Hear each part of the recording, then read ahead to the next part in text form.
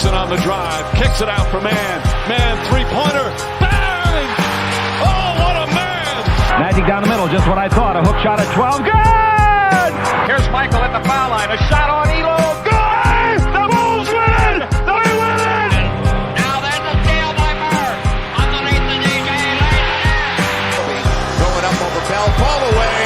Yes! Yes! At the buzzer, he does it! Was there ever a doubt?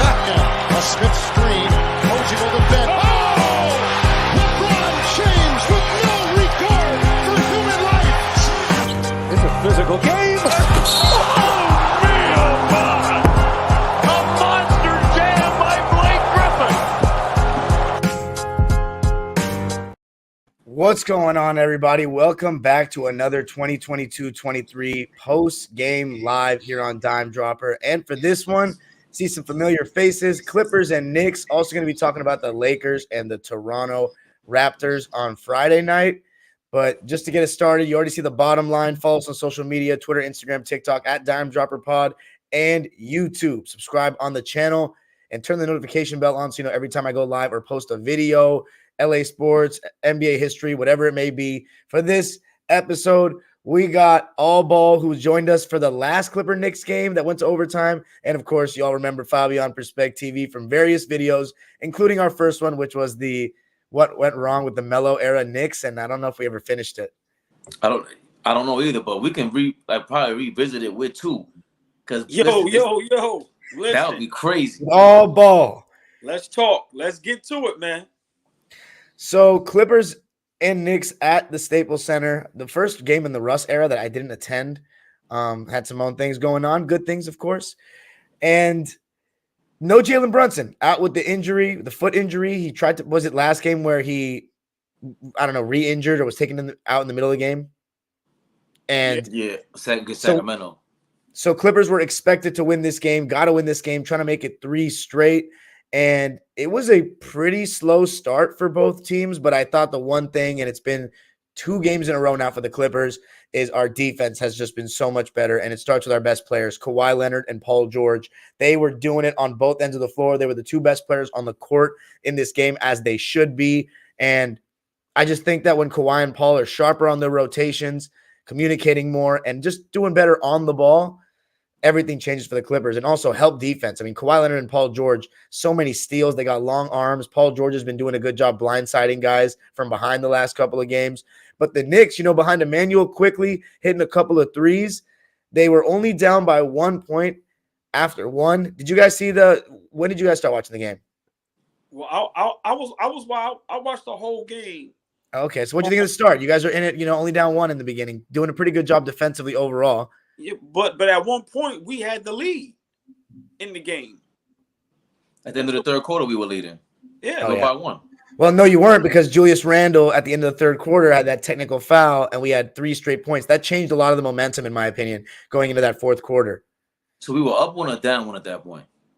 You were down by 2 after the third quarter, but I was talking about the beginning of the game, because in the beginning, Marcus Morris actually hit 2 threes in the beginning of the game. We were up like 16-8. Paul George went scoreless in the first. Kawhi Leonard had 8 though, and I took one look up. He missed his first shot so short. Kawhi, he has no legs sometimes on his jumper, and he made 4 out of the next 5. He just hit a jump hook over Randle, got in his mid range, but we were only up 20-19 after the first quarter. You guys were competing. I got to say that. And that's how we've been the last couple of games. Emmanuel quickly, you know what I've been saying, All Ball. He should be starting next to Jalen Brunson. This guy, he's always got his hands in the passing lanes. He's always stayed busy. And this goes back to my point about R.J. Barrett. Over Grimes? Yeah, sit Grimes down, sit R.J. Barrett down. I want quickly and hard to start the game. We have a defensive coach. Put him in there. Hart instead of Rick Robinson? Oh, Josh Hart. Yeah, Josh Hart instead of not Hartenstein. Instead of Barrett? Bro, I know how I feel about Barrett, bro. I already gave up on him in September. As far as, bro, you an all NBA caliber dude. Okay, fine. I mean, NBA player. He's not even an all-star caliber dude right now. Right. I'm sorry, not all NBA, but he's an NBA caliber player. But you can come off the bench. Today's the primary reason why. He gave Kawhi Leonard no issues. Kawhi looked like he was back in his prime today. That was insane. He destroyed us. Well, listen, I'm always going to disagree with you with Barrett coming off the bench for quickly. I like quickly off the bench. He's going to get starter minutes. He's going to finish the game. So to me, that's not a problem.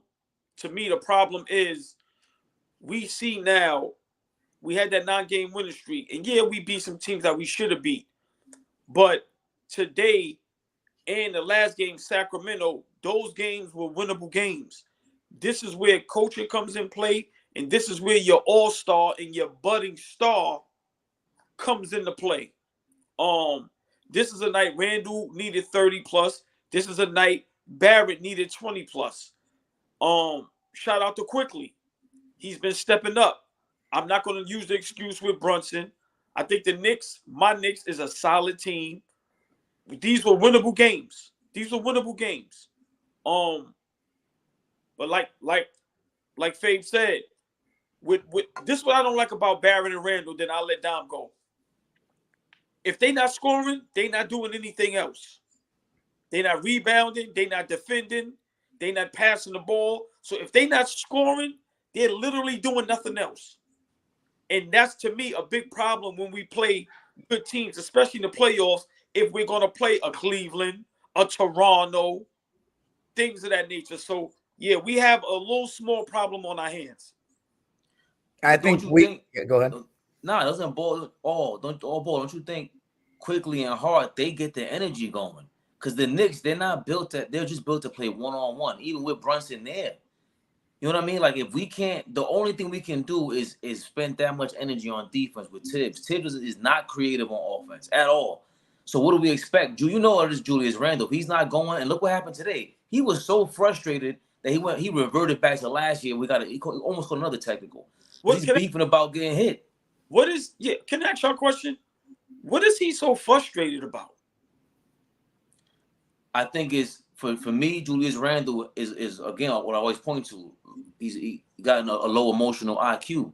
Like, it's a big moment. He knows it, and every time, bro, this is when it's almost playoff time. When things start getting going and it's crunch time, like against the Nets last year. That's the first time I've seen it during the pandemic, I want to say. When he kicked the chair over, I think somebody hit the ball out of his hands. When it's crunch time, his palms start sweating. They were hitting him a lot today. But again, this is my opinion about Julius Randle. Like I always tell you, all ball, he's a rare guy. That's not normal. This guy plays every single game, and he's a big dude. You should be going into that paint, getting the Giannis treatment, getting the LeBron treatment. But because you're not aggressive, the referees are telling you, bro, you're going to get hit like Shaq did. You're too big to even just try to play like a guard. And I think that's what he's frustrated with. Like, he can't accept that in his head for some reason. He tries to be a point guard. And Julius Randle did settle a lot in this game. We had Marcus Morris guarding him primarily, but then Kawhi switched on to him. We got Paul George switching on to him. And I got to give Marcus Morris some credit. We've been getting on him a lot lately this season, but he actually held his own. I know the couple of times that Randle did score was on Senior, and he's going to get scored on. He's going to be at fault for some defensive things. But overall, Senior did his thing, and it was good enough defensively. Didn't get destroyed. And Julius Randle, it was a gang effort, but without Jalen Brunson, he did not step up to the plate, as these guys are saying. 5 for 24 from the field in the game. 3 for 10 from deep. I mean, Julius Randle shooting 10 threes is just... He kept shooting, and he kept shooting. Yeah, it's insane. 19 points, 8 rebounds, 3 assists, only 2 turnovers. Knicks did a good job taking care of the ball, and I think that's part of why they were winning at halftime. You guys outscored us 30-27 in the second. I have to say, our role players didn't really have a good game shooting the ball. Like, Terrence Mann wasn't hitting, Nico wasn't hitting, and Russell Westbrook, I thought in the beginning of in the first quarter, we had a stretch where we could have made it like a 6-7 point lead, and he missed 2 free throws on, I think it was a take foul, and then he tried to post up quickly. We ran a play to try to post quickly up and quickly poked the ball away from him. He lost it, and then he came back and shot a 3 with plenty of time on the shot clock. It was just the worst of Russ. And so far, we've had a couple of those first quarters where he's been bad like that.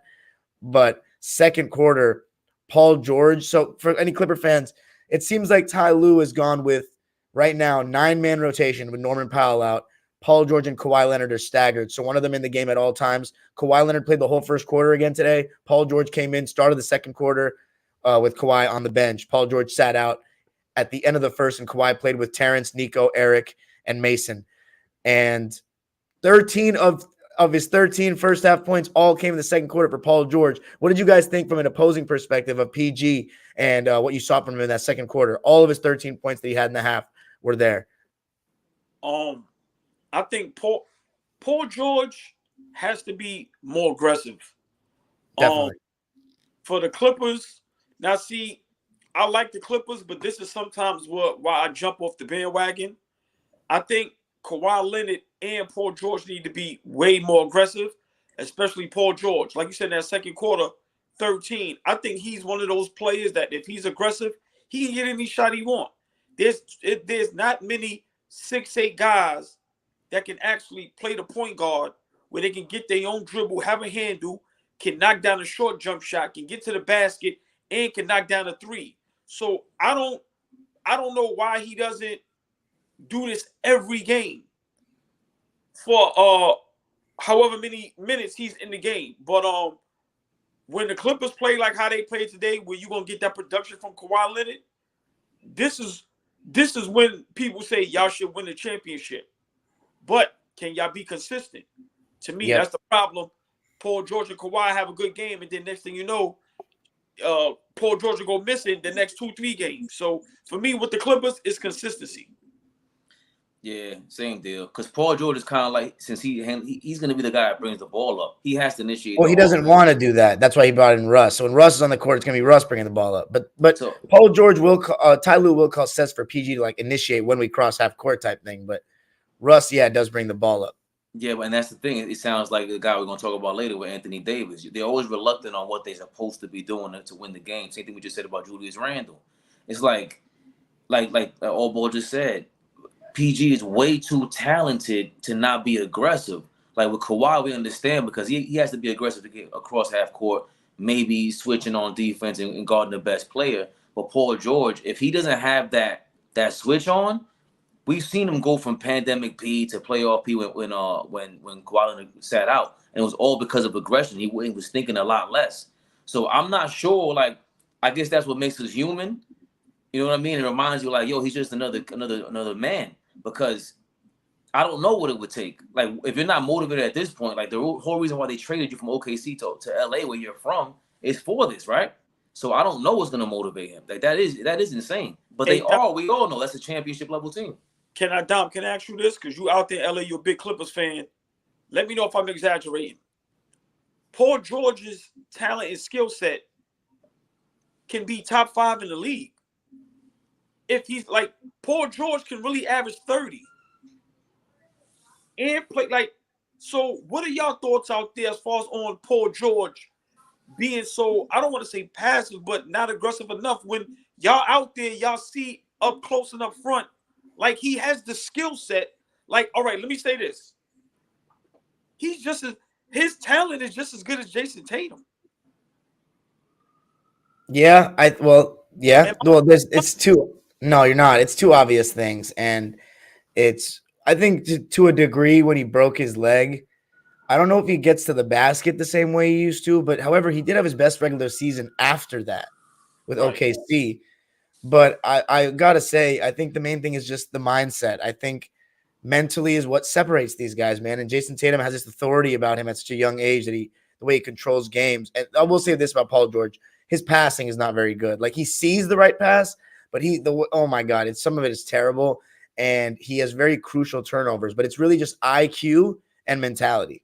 But that's what separates the GOATs from the greats to me. Paul George is an all-time great, but he's not a GOAT. He's one of the GOATs of Indiana Pacers, but overall though, he was doing his thing in this game, and that was a good second quarter for him. One thing I thought that kept the Knicks in the game and had them leading at half was we weren't making our threes. I mean, they weren't either, but they were getting to the line more. And every single time we missed, it seemed like they were looking to push the pace. There were a couple of times we got caught in transition, especially when Obi Toppin came in the game, and he did a good job of getting behind the last defender for the Clippers. And 15-2 in fast break points in favor of the Knicks. And Russ just had a terrible first half. He was missing layups, running full speed. I mean, he wasn't turning the ball over like that as much, but he just wasn't really contributing positively in it. And defensively, he wasn't great. And then Paul George, I will say in that run that he scored 13 points, what I loved is more mid-post P, elbow P. overcomplicating his game. We're talking about IQ with Paul George. When he gets the ball at the elbow, man, you should see like his success rate is just unreal. But he wants to dance at the top of the key so much in these pick and rolls. And I mean, he was killing. He had 2 buckets, and then he found Kawhi for a mid-range. But the Knicks were still up at the half. How'd you feel going into halftime, guys? Because you were winning. It was 49-47. I felt great. Was the block on Julius Randle for the dunk? That was the first half or the second half? When Which block? Paul George blocked his dunk. When Paul George blocked his dunk, he went for I don't 2 know. hands. It was disgusting. I felt we were competitive, but I can tell when we need that third guy to score, and we need that out of nowhere game from Barrett or Julius Randle. And usually Julius Randle goes off on against like Sacramento or Dallas. You can book it. He's gonna somehow score 8 3-pointers. But now Sacramento's a different team. Sabonis abused us last game. So with this game, it was like Kawhi Leonard was on. I didn't think we had that one-on-one guy that was gonna kill for us. And we were hoping for a miracle from Emmanuel quickly again. But I felt all right. I felt like we were gonna be competitive, but we were gonna miss Brunson. That was in the back of my mind the whole second half.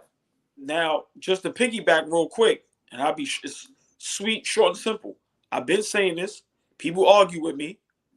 This goes to show you Brunson, not Randle, is the best player on the Knicks. It's just simple.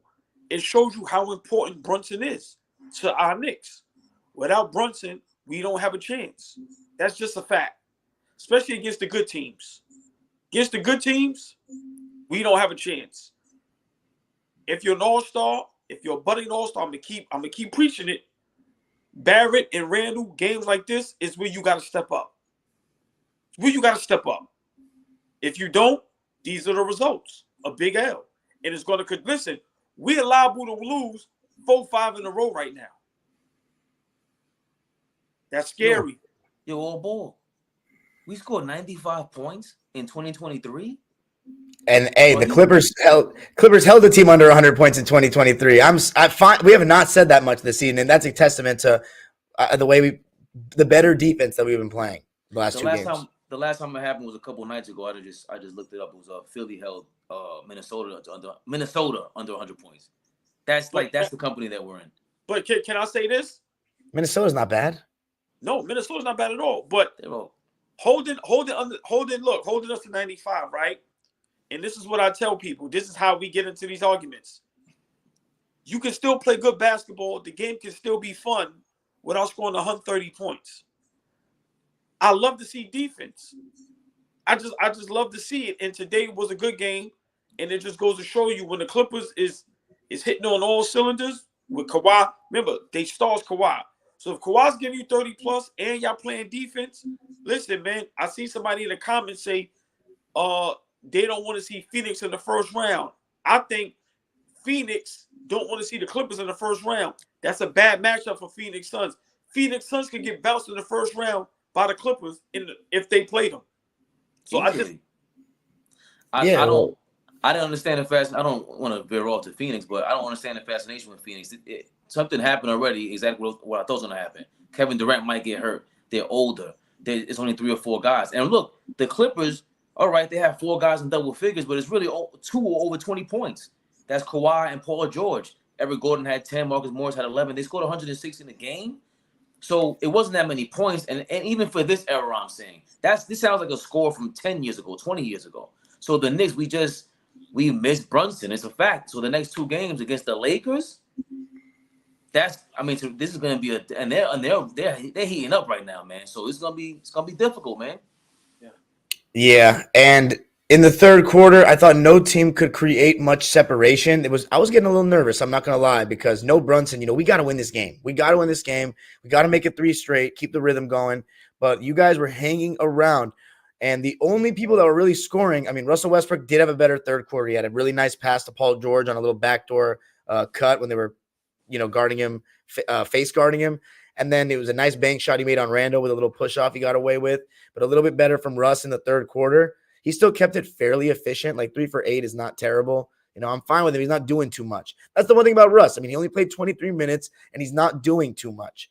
Not doing too much is big, but also Ty Lue knowing when to go to him and when not to is big as well. And I thought Ty did a good job. 23 minutes today for him, 3 for 8, 7 points. Hey, Don. Yeah, At times, Westbrook is hard to watch, man. definitely. But he's done what he's done what we needed him to so far for what I expected, I should say. 7 points, 5 rebounds, 3 assists, and we didn't lose his minutes on the floor, thankfully. But Paul George and Kawhi were getting busy in that third quarter. Kawhi there was one where he just felt the contact and threw it up there. I don't know how it went in. Then another time he did it, but he didn't get the call. Right. And he was just starting to work, man. Mid-range, RJ, Josh Hart. I mean, it's an amazing feeling when the best defenders on other teams just still can't guard your best player. Like with Chris Paul and Blake Griffin, like the elite of the elite defenders could still guard them. But Kawhi, like he's a superstar scorer. Like even like the Dorian Finney-Smith, Mikal Bridges, like looks silly sometimes. It's amazing, and I'm very thankful of it. PG had a nice lob to him in the third. Some really good stuff. What did you guys think of the third quarter and the way you guys still stayed in the game? Listen, go ahead, Fade. No, go ahead. Like I said, I think the third quarter, it was like nobody can make a shot. Let's see, it was 25-29. Clippers won the third quarter. Right. To me, that's a low scoring quarter. 25 is definitely low for today's NBA. Right. So luckily y'all struggled a little bit. Yeah, our role players couldn't make shots. Besides Right. Eric Gordon was pretty good. So now, this is where coaching comes into play. Tibbs, you see, remember that game, we were supposed to take that game. Clippers are struggling in the third quarter, can't really get Randle. Remember, he's literally now falling in love with, you see he threw the fadeaway 3 to the side? Like, He had a couple of them. oh my A God. lot of jumpers. Right. So, I just think the third quarter was our chance to like kind of put a stamp on the game. But I always said this, and people argue with me, when Kawhi Leonard is fully healthy, when Kawhi Leonard is locked in, top 3 player in the league. I don't care. We can argue all day. No, I like it. I mean, I'm here for the propaganda. You know that. He's locked in. When he's healthy, Kawhi Leonard is top 3 in the league. And after a while, guys like that, him, LeBron, KD, we know the Giannis's and things of that nature, when they locked in, it's nothing you can do. Especially when you don't have a team on the opposing side that can match that. We have nobody that can match Kawhi. So, definitely. But you guys are in the East. You're not going to have to play us in the playoffs. Right, I know, but I'm just saying in a basketball game, you have like that, and then your star players are struggling. Listen, it's a matter of time. And that's what happened. And I'm looking at the shot chart now, and I can't lie. Julius Randle has a lot of missed shots in the paint. 10 shots, about 6 of them right around the basket. And it's just the way he shoots them, though. Like, it reminds me like Vince Carter used to do that a lot. Vince Carter used to shoot a bunch of fadeaways from like 3 feet out. I used to be like, what are you doing? Yeah, double. It didn't go up strong? Yeah, right. You triple pumping from under the basket. It's just God gave you these abilities, and you're playing towards you turn your strength into a weakness in a matter of a half a second. Julius Randle's frustration is just straight up just not bullying everybody. He should be bullying everyone. And then look, Don, this is back-to-back teams that the Clippers have held to under 40% shooting. So maybe this is part of the remedy for the year. Kawhi and these guys getting their groove. Maybe it was just them getting hot right now, but at the same time, again, it's frustrating if Randle's doing this. This is supposed to be the All-Star, like AllBall saying. So what's gonna happen? Going into the fourth quarter, even if we were only down 1.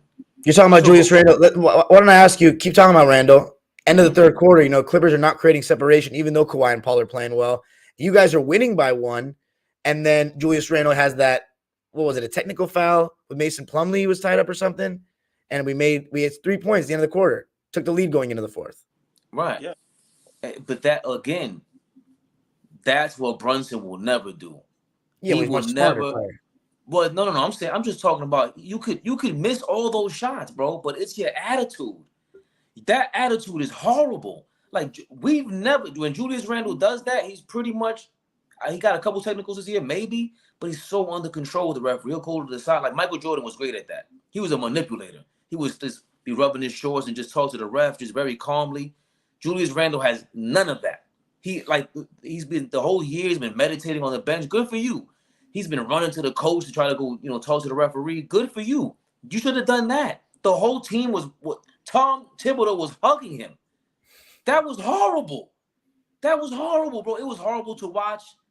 And it's a part of just, all right, bad enough you lack leadership. Our real leader's not out there. And when all boys saying our best player, again, the intangibles are not talked about enough by this era. I don't care what era you're in. Brunson is a pure leader, obviously. And we missed him today. Definitely missed him. And in the fourth quarter, we just kind of took off. And it's not been a thing for the Clippers to actually seal the deal in the fourth and have their fourth quarter be the best quarter of the game. That has not been very much like us this season. 30-21, we won the fourth quarter. Definitely starts in the defensive end. But I got to say, we were getting some really good stuff off of Paul George in the high pick and roll because you guys were, hedging the screens and bringing your big man out. And every time Mason Plumlee or Terrence Mann would go to that slip screen short roll, and we'd get those 4-on-3 looks. And there was one time where Mason Plumlee fed a cutting Terrence Mann for what I think was his only basket in this game. Yeah, he was 1 for 6. His shot was not going tonight. But Terrence cut to the basket, got a dunk. And there was another one where Terrence himself, I think, found Nico Batum on a dunk on the cut. So that Paul George high pick and roll was doing well. When teams throw two at him on that screen and roll, when he can make that pass and not get flustered, Clippers get really good stuff out of that. If I was the defense, I would honestly drop on Paul George, but not too deep, and try to make him go downhill against your big because he doesn't really get the foul calls all the time. But I thought we were getting some great looks. Weirdly, didn't see Westbrook put as the screener as much as we saw in the Toronto game. I love that kind of action with Russ screening, but we didn't see much of that. But overall, Paul George, Kawhi Leonard did the thing, closed it out. The Knicks, all the stuff we're saying about Randle is true, but when he was out of the game, though, in the beginning of the fourth, you guys fell apart in terms of you couldn't score anymore. So give me your thoughts on that as we finish off with this one. 106-95, Clippers win by 11. Keep the Knicks under 100. Lawler's Law was fully intact, and funny enough, the guy that got the law was Marcus Morris, who actually hit 2 shots in the fourth after he hadn't scored for the rest of the game after those first 2 threes. And I thought classic Marcus makes the first 2 threes, doesn't hit again, but Ty Lue trusted him as he always does. And this time he came through. I was actually very pleased with Senior's performance, but go ahead, fellas. Sorry. Well, just real quick, this ain't going to even take long. That fourth quarter, when you have a superstar and he's hitting on all cylinders, and then on the other side, the Knicks, they struggling, aggravated, frustrated. That's you're gonna lose. So Kawhi Leonard on fire. Clippers playing great defense. Knicks on the other end, frustrated. They star player can't get it together. That's an L. That's an L. So I just think after a while that game was over halfway through the fourth quarter, man. Yeah, it was. It was. We went up by 15. It was just kind of an onslaught. A quick one, I should say, but go ahead, Fabian. I just think that, again, going back to what All Ball said originally with the coaching, you got to know you're going into the Clippers. And even, again, like what I was saying before, against the Sacramentos of the world, I don't know if I could comment on this, but Golden State just tied the game against Milwaukee. This is crazy. Going into like a West Coast trip, Sacramento's not the same Sacramento team anymore. They're just not. So, and you see it. We've been talking about them all year long. Better respect them, yes. Yeah. Coach of the year, in my opinion. Maybe the best, most improved player either in Sabonis or Malik Monk. Maybe a 6th man of the year with Malik Monk.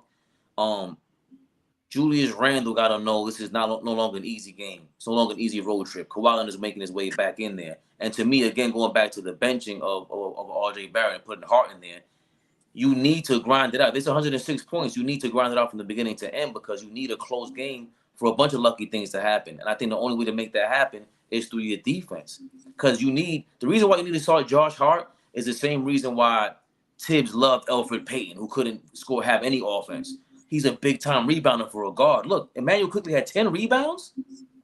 You need offensive rebounds around the Julius Randle. You need offensive rebounds around the RJ Barretts of the world because they give you an extra possession, and now you can save your legs for defense. And they need those extra possessions on defense to tie on offense to tie the other team out, especially the Clippers, who you can tell me better than anyone else, Don. Their offensive sets ain't really, it ain't nothing magical like Golden State or even Sacramento. Sacramento's offense Sacramento offense is layered. You have Sabonis with the pick and roll with Huerter, and then you have Malik Monk who comes in as a point guard. The Knicks ain't got a deal. What's his name? How you say his name? Herter. But overall, Clippers win at 106-95. Gonna look at the box score now. Talked about Randle, 19 points on 5 for 24 shooting. Mitchell Robinson was 2 for 8, but he did a really good job on the glass. 6 points, 14 rebounds.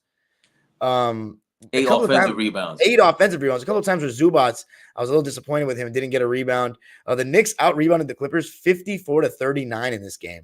So they had a big advantage there. But one thing I'll say about the Clips, we did a much better job not turning the ball over in this one. Yeah, well. God, only 8 turnovers. Go ahead. Mitchell Robinson, his importance to the Knicks is very underrated, very unappreciated. And I think Randle needs to help Mitchell Robinson on that block. That guy's down there left on his own. Like, we expect him to play all the defense, block all the shots, disrupt all the shots, and get all the rebounds offensively and defensively.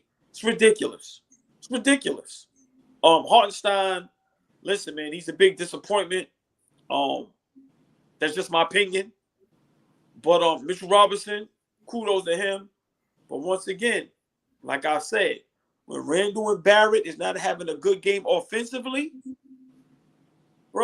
they do nothing else. They do nothing else. Even RJ Barrett, defensively? Horrible. Man. Listen, really?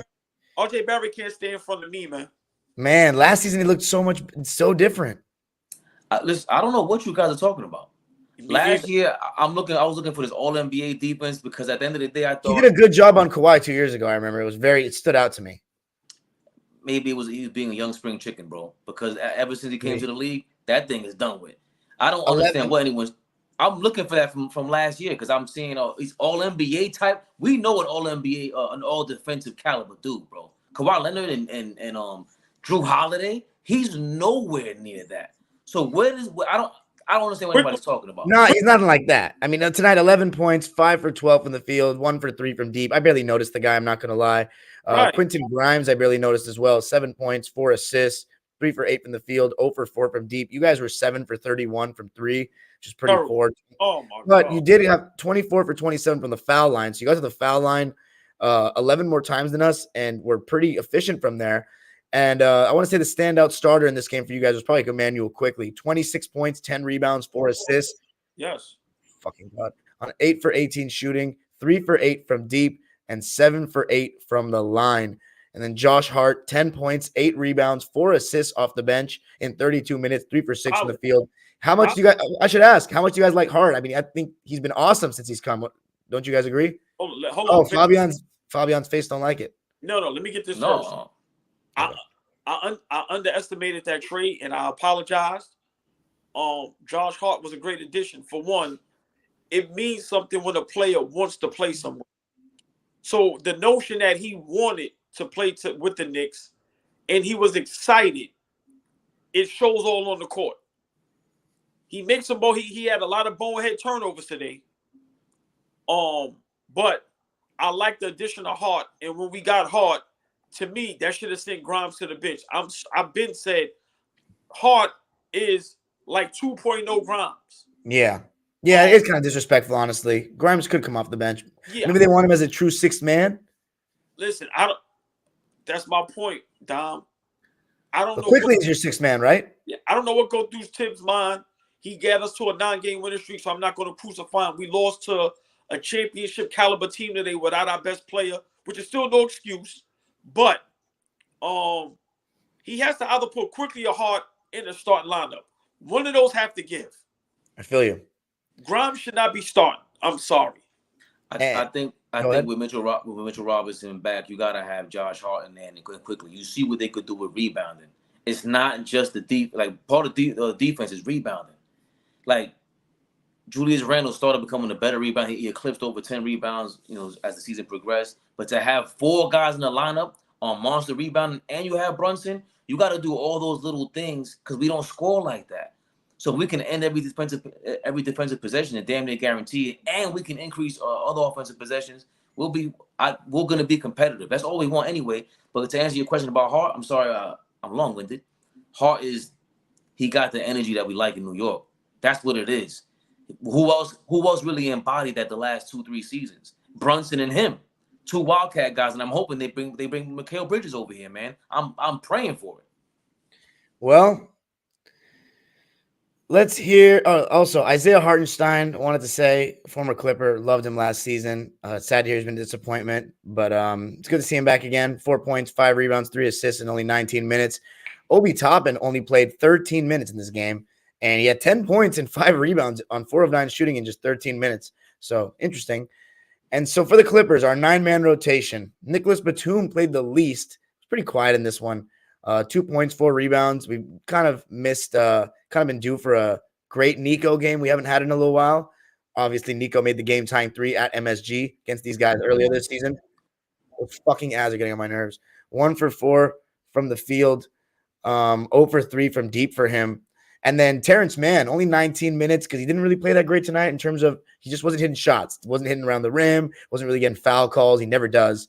Wasn't hitting his 3-ball. He was 0 for 2 from deep. 1 for 6 overall in 19 minutes, 2 points. But the thing about Terrence and Nico, they're going to guard when they're in. And they absolutely contributed to the game in that way because they scored under 100 points. And all 9 players, I thought their defensive effort, besides Westbrook, honestly, was good. Russ still quickly did a really good job of using his body to shield Russ and keep him on his back, and did a really good job getting those floaters. And I just thought Russ standing up straight and not really putting pressure on the ball was poor. So another bad, Russ was our worst defender in this one, in my opinion. Marcus Morris actually kind of held his own, had some good moments of help D. But, hope to see Russ have a better defensive game soon. He didn't have a great game, but it doesn't matter. Clippers won. That's all I care about. Mason Plumlee, go ahead. Russell had 3 turnovers, too, out of the 8. Yeah, 3 turnovers out of the 8. I mean, honestly, Russ having 3 or less is okay with me. But, yes, that's not great. Didn't have a very good game. But that's the standard I have to set for him, 3 or less. And in this game, he didn't really have the assists either. He had as many assists as turnovers. 7 points, 5 rebounds, 3 assists on 3 for 8 shooting and 0 for 2 from deep in 23 minutes. Eric Gordon was actually our best bench player. 10 points, 3 assists, 2 rebounds, 4 for 9 from the field, and 2 for 5 from deep. Really needed some of his shooting, and he also got to the basket pretty well, and he attacks closeouts well. Another really solid game from EJ, who's just on a roll lately ever since our first win in this winning streak. Actually, no, ever since the Sacramento game, we lost by 1. Mason Plumlee, not a great game from him. He was okay, in my opinion. 1 for 4 from the field, 6 points, 4 rebounds. He was all right. I think it was Isaiah Hartenstein got a rebound over the top of his head, and that got me kind of mad at the time. Zoo, kind of quiet game for Zoo. I was a little disappointed with him that Mitchell Robinson got rebounds over him. 8.6 boards on 4 for 6 shooting. Didn't have any free throw attempts, but good enough from him. And then I said Marcus Morris, 11 points, 5 rebounds on 4 for 7 shooting, and 3 for 4 from deep. So to hit 3 threes, keep it efficient, really good. And then the main men, Paul George, 22, 8, and 8 on 10 for 21 from the field, kept it efficient, shot over 20 times, which we love to see. Did not shoot well from 3, though, 2 for 8 from deep. And the one thing I don't like, no free throw attempts for him. So I'd like to see him be more aggressive. And then Kawhi Leonard. Clippers shot 48% overall, by the way, 75% from the line, only 33% from 3, 10 for 30. But Kawhi Leonard, the player of the game, 38 points, 4 rebounds, 2 assists, only turned the ball over 1 time, 14 for 22 from the field, 3 for 6 from deep, and 7 for 7 from the line. Kawhi Leonard in his last 31 games is averaging 27 points, 7 rebounds, 4 assists on 53, 47 from 3, and 90 from the line. And people are not really talking about it. I got to give him some props, man. The claw is looking dangerous. Take it away as we go to the Lakers, boys. Hey, man, touche, brother. Listen, when the Clippers is playing like this, championship. But once again, well, I don't know. Just beating the Knicks by 11, though, without Brunson is still a little not convincing to me, you know? No, but hold on. No, but see, you can't see that's being disrespectful to the Knicks. And I'm not saying this because I'm a big Knicks fan, but Remember, we're a solid team. You're 3 games better than us technically, by right the record. in the 5th seed. We're a solid team. So, what was you expecting? To beat us by 20? No, we're a solid team. So to get the win, double digits, keep us under 100, that's saying something. So, props to y'all. Ty Lue do a good coaching job, and when Kawhi Leonard is playing how he played today, this is the Clippers that people want to see. Hopefully, it can be consistent. Yeah, let's we'll go ahead. Do you want to go to the Lakers? Let's do it. All right, I was going to answer these questions, by the way. Luke Kennard is not on the Clippers. And by the way, Big Daddy, good to see you again in the chat. I wanted to say Clipper Nation is not really divided on Russ. Divided on if we should have gotten him, yes, but they are behind him 100%. And you can see Russ. I would never say that guy's name ever out loud. What is 812? What is wrong with you? Go get a new name, bro. He's been that since the beginning of my channel, man. He said you will lose hair with Russ. Trust me, 3 turnovers is a great game for him. Okay, relax, man. All you Laker fans, look, different situation. He's been a lot more positive here, smiling. He feels welcomed. Now let's talk about the Lakers, who have been doing a lot better since they got Russell Westbrook out of their organization and brought 3 really good players in, and one of them absolutely had his best game as a returning Laker thus far in this second tenure. He missed a couple games with the ankle injury, but D'Angelo Russell was a true, he looked like that star caliber player that we saw in Brooklyn, that we saw at times in Minnesota. He was lights out from deep. His playmaking was fantastic, and the Lakers weathered an early storm, only down by 4 at the end of the first quarter. But after that, the Raptors didn't have another 30-point quarter the rest of the game. Did you guys watch any of this game, by the way? I seen a little bit of it. Well, let me tell you. Is Fabian nothing? I saw some of the highlights, and I was really just paying attention to Vanderbilt.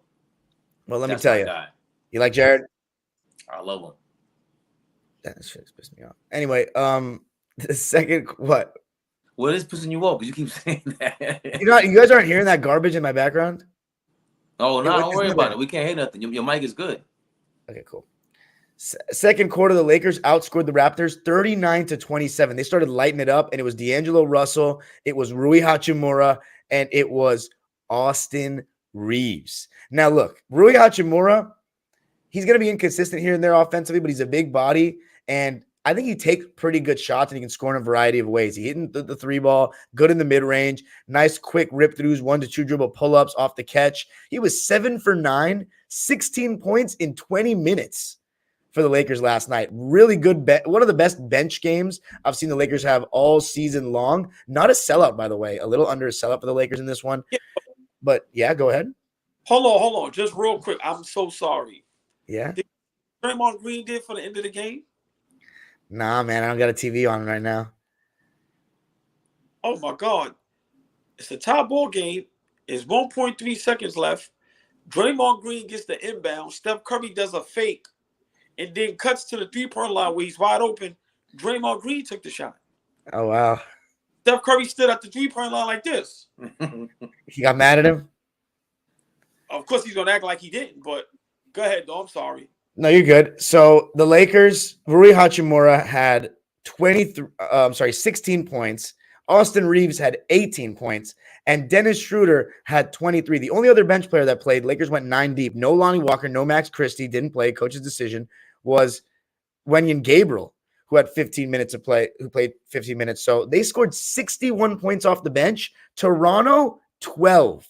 That, to me, was the difference in the game. The Lakers bench was just on it. But I will say, this guy, Anthony Davis, he had a Bill Russell type of performance. And what I mean by that is this. Only 8 points, only shot 7 times, but 4 blocks, 9 rebounds.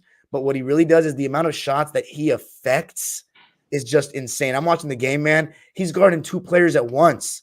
In the pick and roll, he switches on to just about everybody, and just about everybody cannot fucking score. It's unbelievable. I think he's a better defender than Giannis and Rudy Gobert when they're healthy. Defender only, not a play. Well, better player than Rudy Gobert, of course. But the amount of shots he was affecting was just unbelievable. Do I think he needs to be more aggressive? Yes. But when your guys got it going like that, it's okay. And Dennis Schroeder to come off the bench and give them 23 points, 7 assists, and 4 steals. There was one time where he picked up Fred VanVleet full court and got a steal in the second half. And then he missed the layup. But man, big time contributions. Malik Beasley, by the way, has been really cold lately, just chucking up any shot he sees, 1 for 6 from the field and 1 for 5 from deep. But D'Lo, it was him in the second half offensively, hitting transition threes. Every jumper was going in to give him the win. 122 to 112. The Lakers are rolling right now. They're back in the play-in, and AD is showing he can get some wins without LeBron. And in the last 2 years since they got these guys, when they've missed one of them, the whole thing has collapsed. Gentlemen, thoughts on the new look Lakers right now? And AD, I saw some laughing there. I want to see what that was about. Oh no, I'll let Ball gotta handle this. This is gonna be hilarious. I'm laughing because the way we hype up AD is ridiculous. What? I think he gets a lot of shit, honestly. And he deserves a lot of shit. Come on, man. Like, remember, bro, we brought you over here to as LeBron would say, hand you the keys. We ain't been able to hand you the keys. This is the first season where he's looked like you can maybe do it. But in all seriousness, the Lakers, when they're healthy, is a good team. They should be a top 5 team in the NBA fully healthy. I'm not surprised because they got rid of Russ and got 3 good players over there. Let's be real. Right now, D'Angelo Russell is better than Russell Westbrook right now. Yeah, probably. It's funny because D'Lo for the Clippers would be we want not another jump shooter. We want a guy that can get to the rim, and the Lakers want a 3-point shooter. So it's funny how like Russell Westbrook is what we wanted more, and some people might disagree with that, but we wanted more downhill rim pressure, and that's why D'Lo can be inconsistent to me. Part of it's his effort, but also it's because he relies on jump shots a lot, and sometimes it's hit or miss night sometimes for jump shooters. I think D'Angelo Russell's a nutcase. He sounds a lot more mature these days, man. I was listening to him at post game last night. He sounds like, first of all, he's so happy to be back. Coming from Minnesota to back to the Lakers where it all started, where you didn't ever want to be traded from, and then he just the way he's talking, man. He sounds so much more seasoned. Like, go ahead. So what else is it? It is that he's probably realizing this is his last. Look at this. Listen to my bad to cut you off. Look at this comment. Good. No, read it. You want to read it? He has been so far 3 years. Great for short stretches, then goals of his. Too good to disappear like he does. Yeah, I'm not saying that. Yeah. Yeah. Get out of here, 812. No. But he has a good point though. Like, I'm not just because it's funny or he has a good point. AD can be good for a couple games and he will go missing.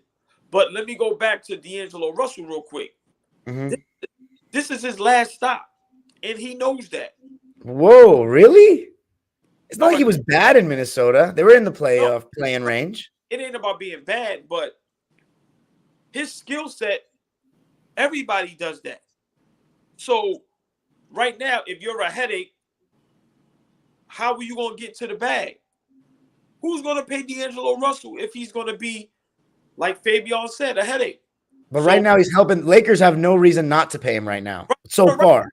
That's my point. So he's over there, and he's smart enough to understand, I got to play some great basketball. I got to fly low under the radar. I got to behave myself. Because once again, if this don't work, you're done, bro. Not saying you're not going to be in the NBA, but you ain't get no paycheck. Ain't nobody going to pay you, let's say, 4 years, $60 million, which is the market for that skill set. I mean, maybe he's not an all-star superstar, but he can still be valuable to a team. So I think him playing along he understands that. That's just my opinion. I think Anthony Davis fully healthy he was up there with Giannis, best player in the game. When he was fully healthy 2 years ago, before I forgot what he hurt. He always hurt something. No disrespect, Anthony Davis. A bunch of different injuries. Yeah, but they were the best defense they had out there. The year that Phoenix beat them, went to the championship. Yeah, but AD was that regular season though. People were already complaining that AD was not coming back with the hunger to win 2 back-to-back. It was like he was kind of on cruise control in the regular season. I disagree. Dude. I saw them when they would play against like Joker and like they would get up for big games. That's true. They would get up for big games. You're right, but it's those games that on local television that people aren't watching around the thing. That, but again, but Pat Riley always talks about that, right? I forgot what was the fear, the greed or whatever, the hunger for more, whatever it is. The disease what of it more. is. The disease of more. It just It's human nature. It is what it is, especially with a guy like that. We all agree with that. We just But talked he about didn't that. want more. He didn't want more responsibility that season. That was the weird part. I thought they were going to hand off the keys when they won the championship. But No, LeBron was still the best player on the team. Not more responsibility. Well, LeBron's the leader. Like AD I know, but we thought AD was going to be that dude. He came out averaging like 24 points. I thought he was going to go for 30 a game. But what made anyone think AD was this kind of guy in New Orleans with the That's All Folks shirt? There's nothing about him that said leadership. You follow LeBron all the way to Los Angeles. There's nothing about AD that spells leadership to me. So I don't know where that came from. This is nothing new to me. But again, what about best player? Does he have to be a vocal leader to be your best player? Lead by example? No. That's what I'm saying. He can do. I thought he could do that. He's the best, like you said, two-way player in the game when he's healthy like that. Nobody can impact both sides of the floor like he does fully healthy. But again, that's the difference between him and Giannis. Giannis is never not motivated. This guy on one leg is motivated more than AD. So let me ask y'all a question, because to me, this is what happened with AD. This is why when people today say, his skill set is this, and you can run a team through him and this and that. Them 2 years that he was subpar because of his injuries, of course. Look who emerged. Look how many players emerged in 2 years. Look how much better Giannis got. Look how much Embiid got. Look how much better the Joker got. Jason Tatum. Look at Luka now. Yeah. So this is why when people someone like Devin Booker. Right. So, and then even with KD still playing, KD and LeBron, even though older, still playing at a high level. So my issue with the people that are so high on Anthony Davis, maybe 2-3 years ago, but right now, his skill set, even if he's at the tip top, look at guys like Kawhi Leonard, who's still in the league, that showed today when they healthy and they playing at a high peak. Listen, I spoke about it earlier. If you take everybody healthy at their peak, I'm being honest, AD might not be top 10. I disagree because they're 6-2 right now. He had a 30-20 game the other day. You just said, he had a Bill Russell type game. The only person I know that can say something like that is Dom Dropper. Okay, now watch. He was affected. I mean, it was crazy. He was affecting so many shots. Yeah, go ahead. I love Dom Dropper. When you say Bill, I'm not saying. I have to think about 10 players, but no, hold on, Dom. When you said, listen, you family, so I'll let that slide. But see, Fabian is trying to throw that in there to make it. No, we ain't gonna do that. So now I'm gonna play devil's advocate. When you say somebody had a Bill Russell type game, you know what I think about? Playoffs? 12, 13 points, but maybe 18, 19 rebounds, 4, 5 blocks. He didn't have that. He didn't have the rebounds, but he had the blocks. 4 blocks and the 8 point. The points aren't that high. Okay. But you're right. He should have gotten more rebounds. But, right. But at the end of no. That's not the point. The point is that they won. They're 6-2. 4 blocks is big, so I'm not sniffing at that. And the amount of shots he altered, that's what I was like. These guys are afraid. And here's what I'm saying, because he made a great point. As we were rattling off them names, KD, when he's on that court, he doesn't look motivated. Even with him being healthy like that, he steps on the court, he's still motivated. Even when he slipped and broke his ankle or sprained his ankle the other day, he looks motivated. Don't get me wrong. But my thing is, we can't say a talent like that when he's fully healthy is not top 10 when they're 6-2 right now, and he's not even anywhere near up to par. Here, before we seen. Go ahead. So, can I ask y'all a quick question? Just quick. And let's just try to make it as quick as possible if we could, because I don't want to hold up. Okay. You telling me fully healthy, if I run off 10 players, he's better than Embiid fully healthy? On the same level. Go ahead, though. He's better than Giannis fully healthy? Not Giannis, no. Hold on. Is he better than Joker fully healthy? Right now, yeah. He gives Joker problems healthy. But go ahead. Go with 10 names. Here's the 10 names. He's never healthy for a full season. I'm not asking. No. The question is not he gives Joker problems. I'm asking as basketball players. No, he's not better. He's not better than Joker.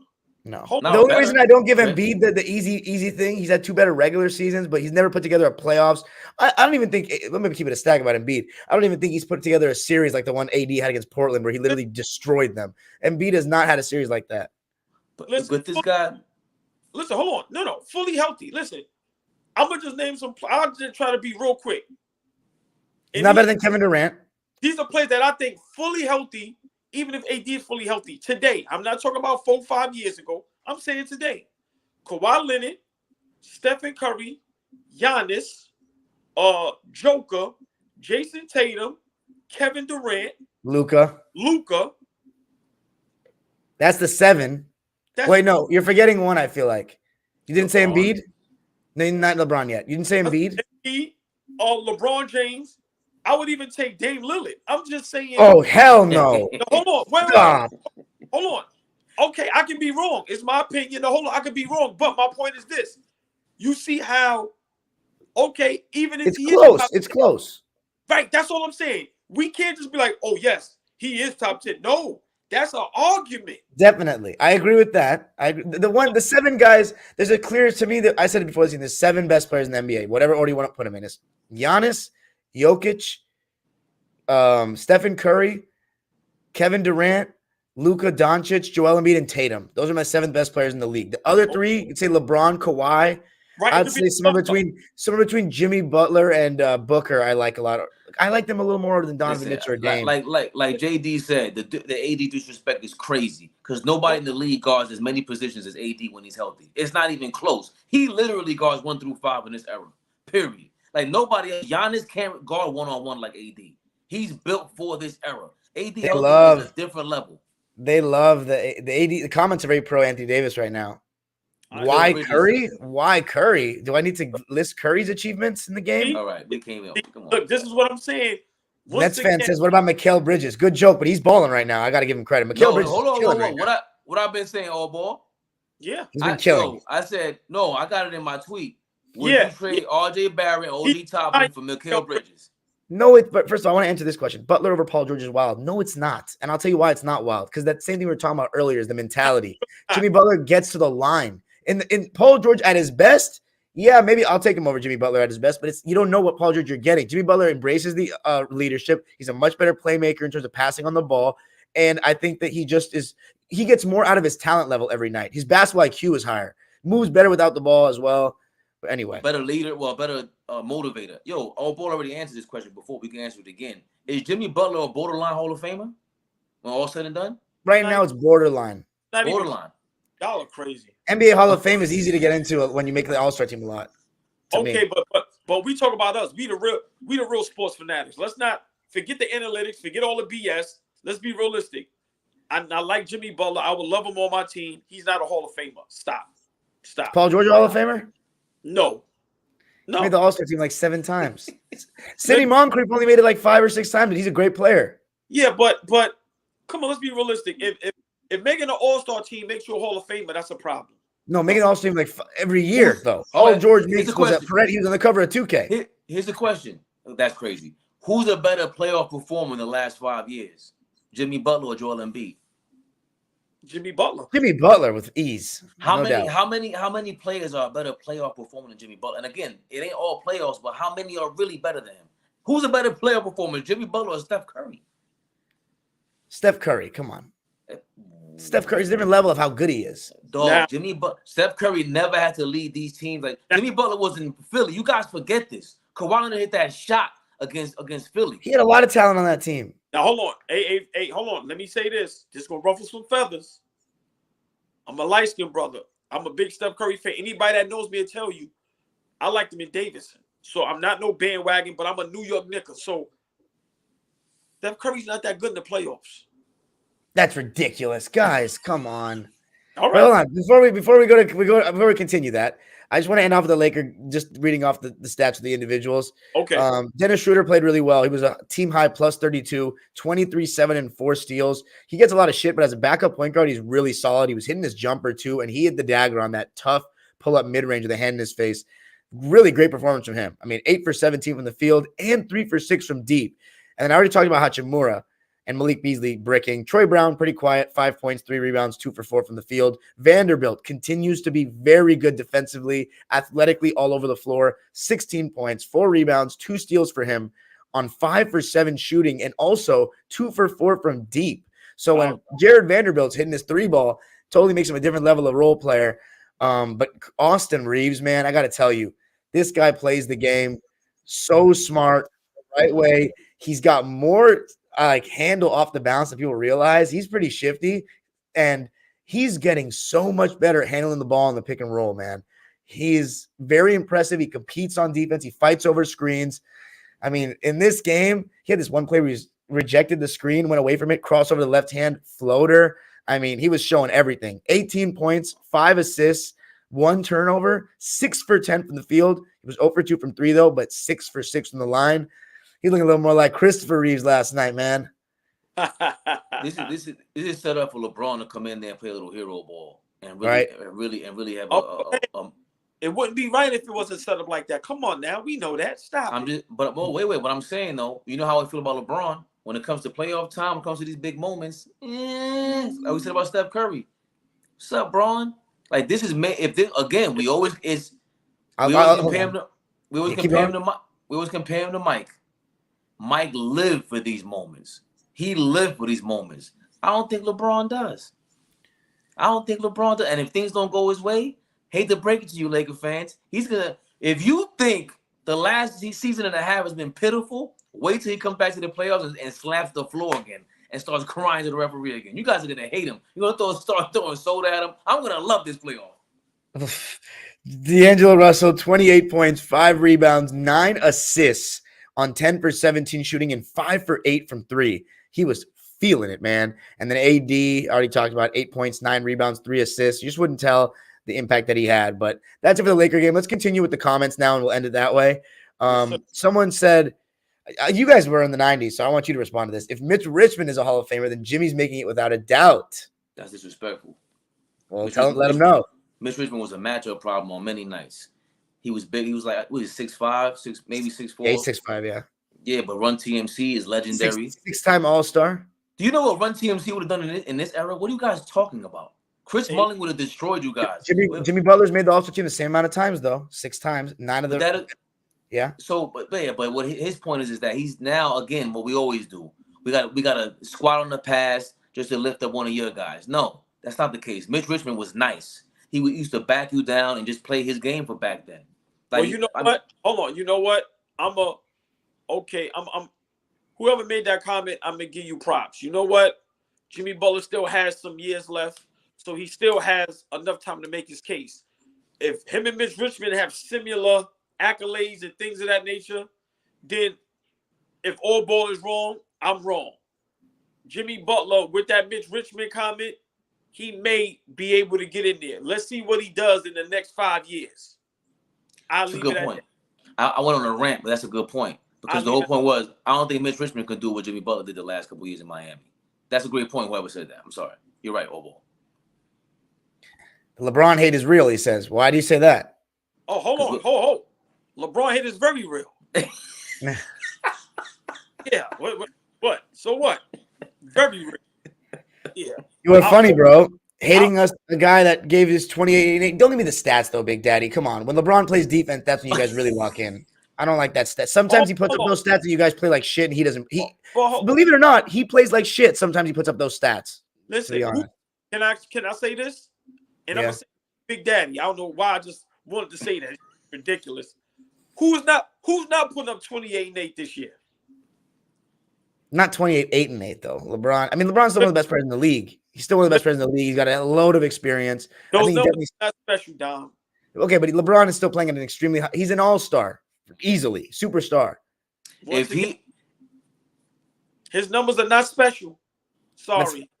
812. That's fine, but he's gonna help them when he comes back. He's LeBron James. We're gonna revisit this episode 812, and if LeBron does exactly what I said he's gonna do, you have to change your name to Little Daddy. I mean, of course he's gonna complain on calls though. Like he's LeBron James, he's gonna whine. Like what is that? But that doesn't mean he's not gonna win. He's whined and won championships before. Hey man, and I'm gonna say it again. His numbers are not spectacular.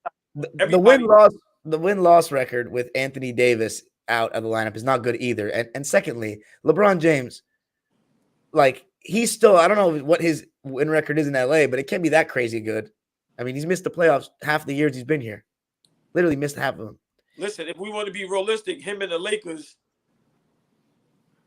that might, without that bubble, him and the Lakers is a failure. For sure, but he did get that bubble. We got to give him credit. Wait. So, and he played great, and the Lakers were number 1 seed. I give you that. And what about the Clippers? So, what are the Clippers if? Listen, listen.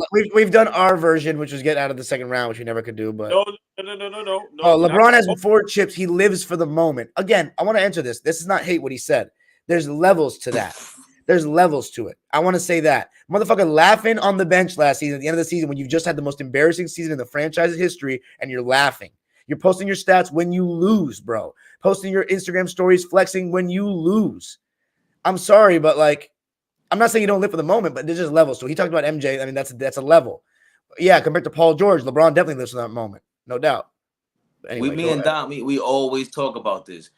We just talked about it with AD and Giannis. What's the biggest difference? It's their motor. It's how motivated they are. Giannis lives for the moment. We still don't talk about that championship them possessions he had, the plays that he had in the championship. That was legendary. AD doesn't. We don't know if he does that. LeBron had his block and he had some legendary moments. I'm not saying he didn't. He's got a lot. Seen him. We still haven't seen Giannis like that, to be honest. He just doesn't look scared. He had 50 points in the game 6 to win the championship. 16 free throws. Bad free throw shooter. Yes, what are you saying, though? Are you saying Giannis hasn't had those moments? I'm saying everybody has a bad game. But even if you have a bad game, again, it goes back to attitude. You like Obo always says, who's showing up to the game with a glass of wine in their hand? That is disrespectful to the fans, bro. You're not playing. Like, you have to have this attitude. If he was hurt, love the game. If he was hurt, though, he was hurt. What? It doesn't matter what you are. He wasn't hurt. Stop it. I'd rather you show up with your prescription bottle, bro. What do you do? You can't come to the game with a glass of that. Looks crazy. Well, he's LeBron. He thinks he does whatever he wants. He's got the power. He and Jordan, they're the 2 most powerful figures in the history of basketball that have played in the NBA to me. So when we respond like this, and I'm a LeBron fan. What you said, Dom? Jordan and LeBron have had the most power of any player in the NBA. Yeah.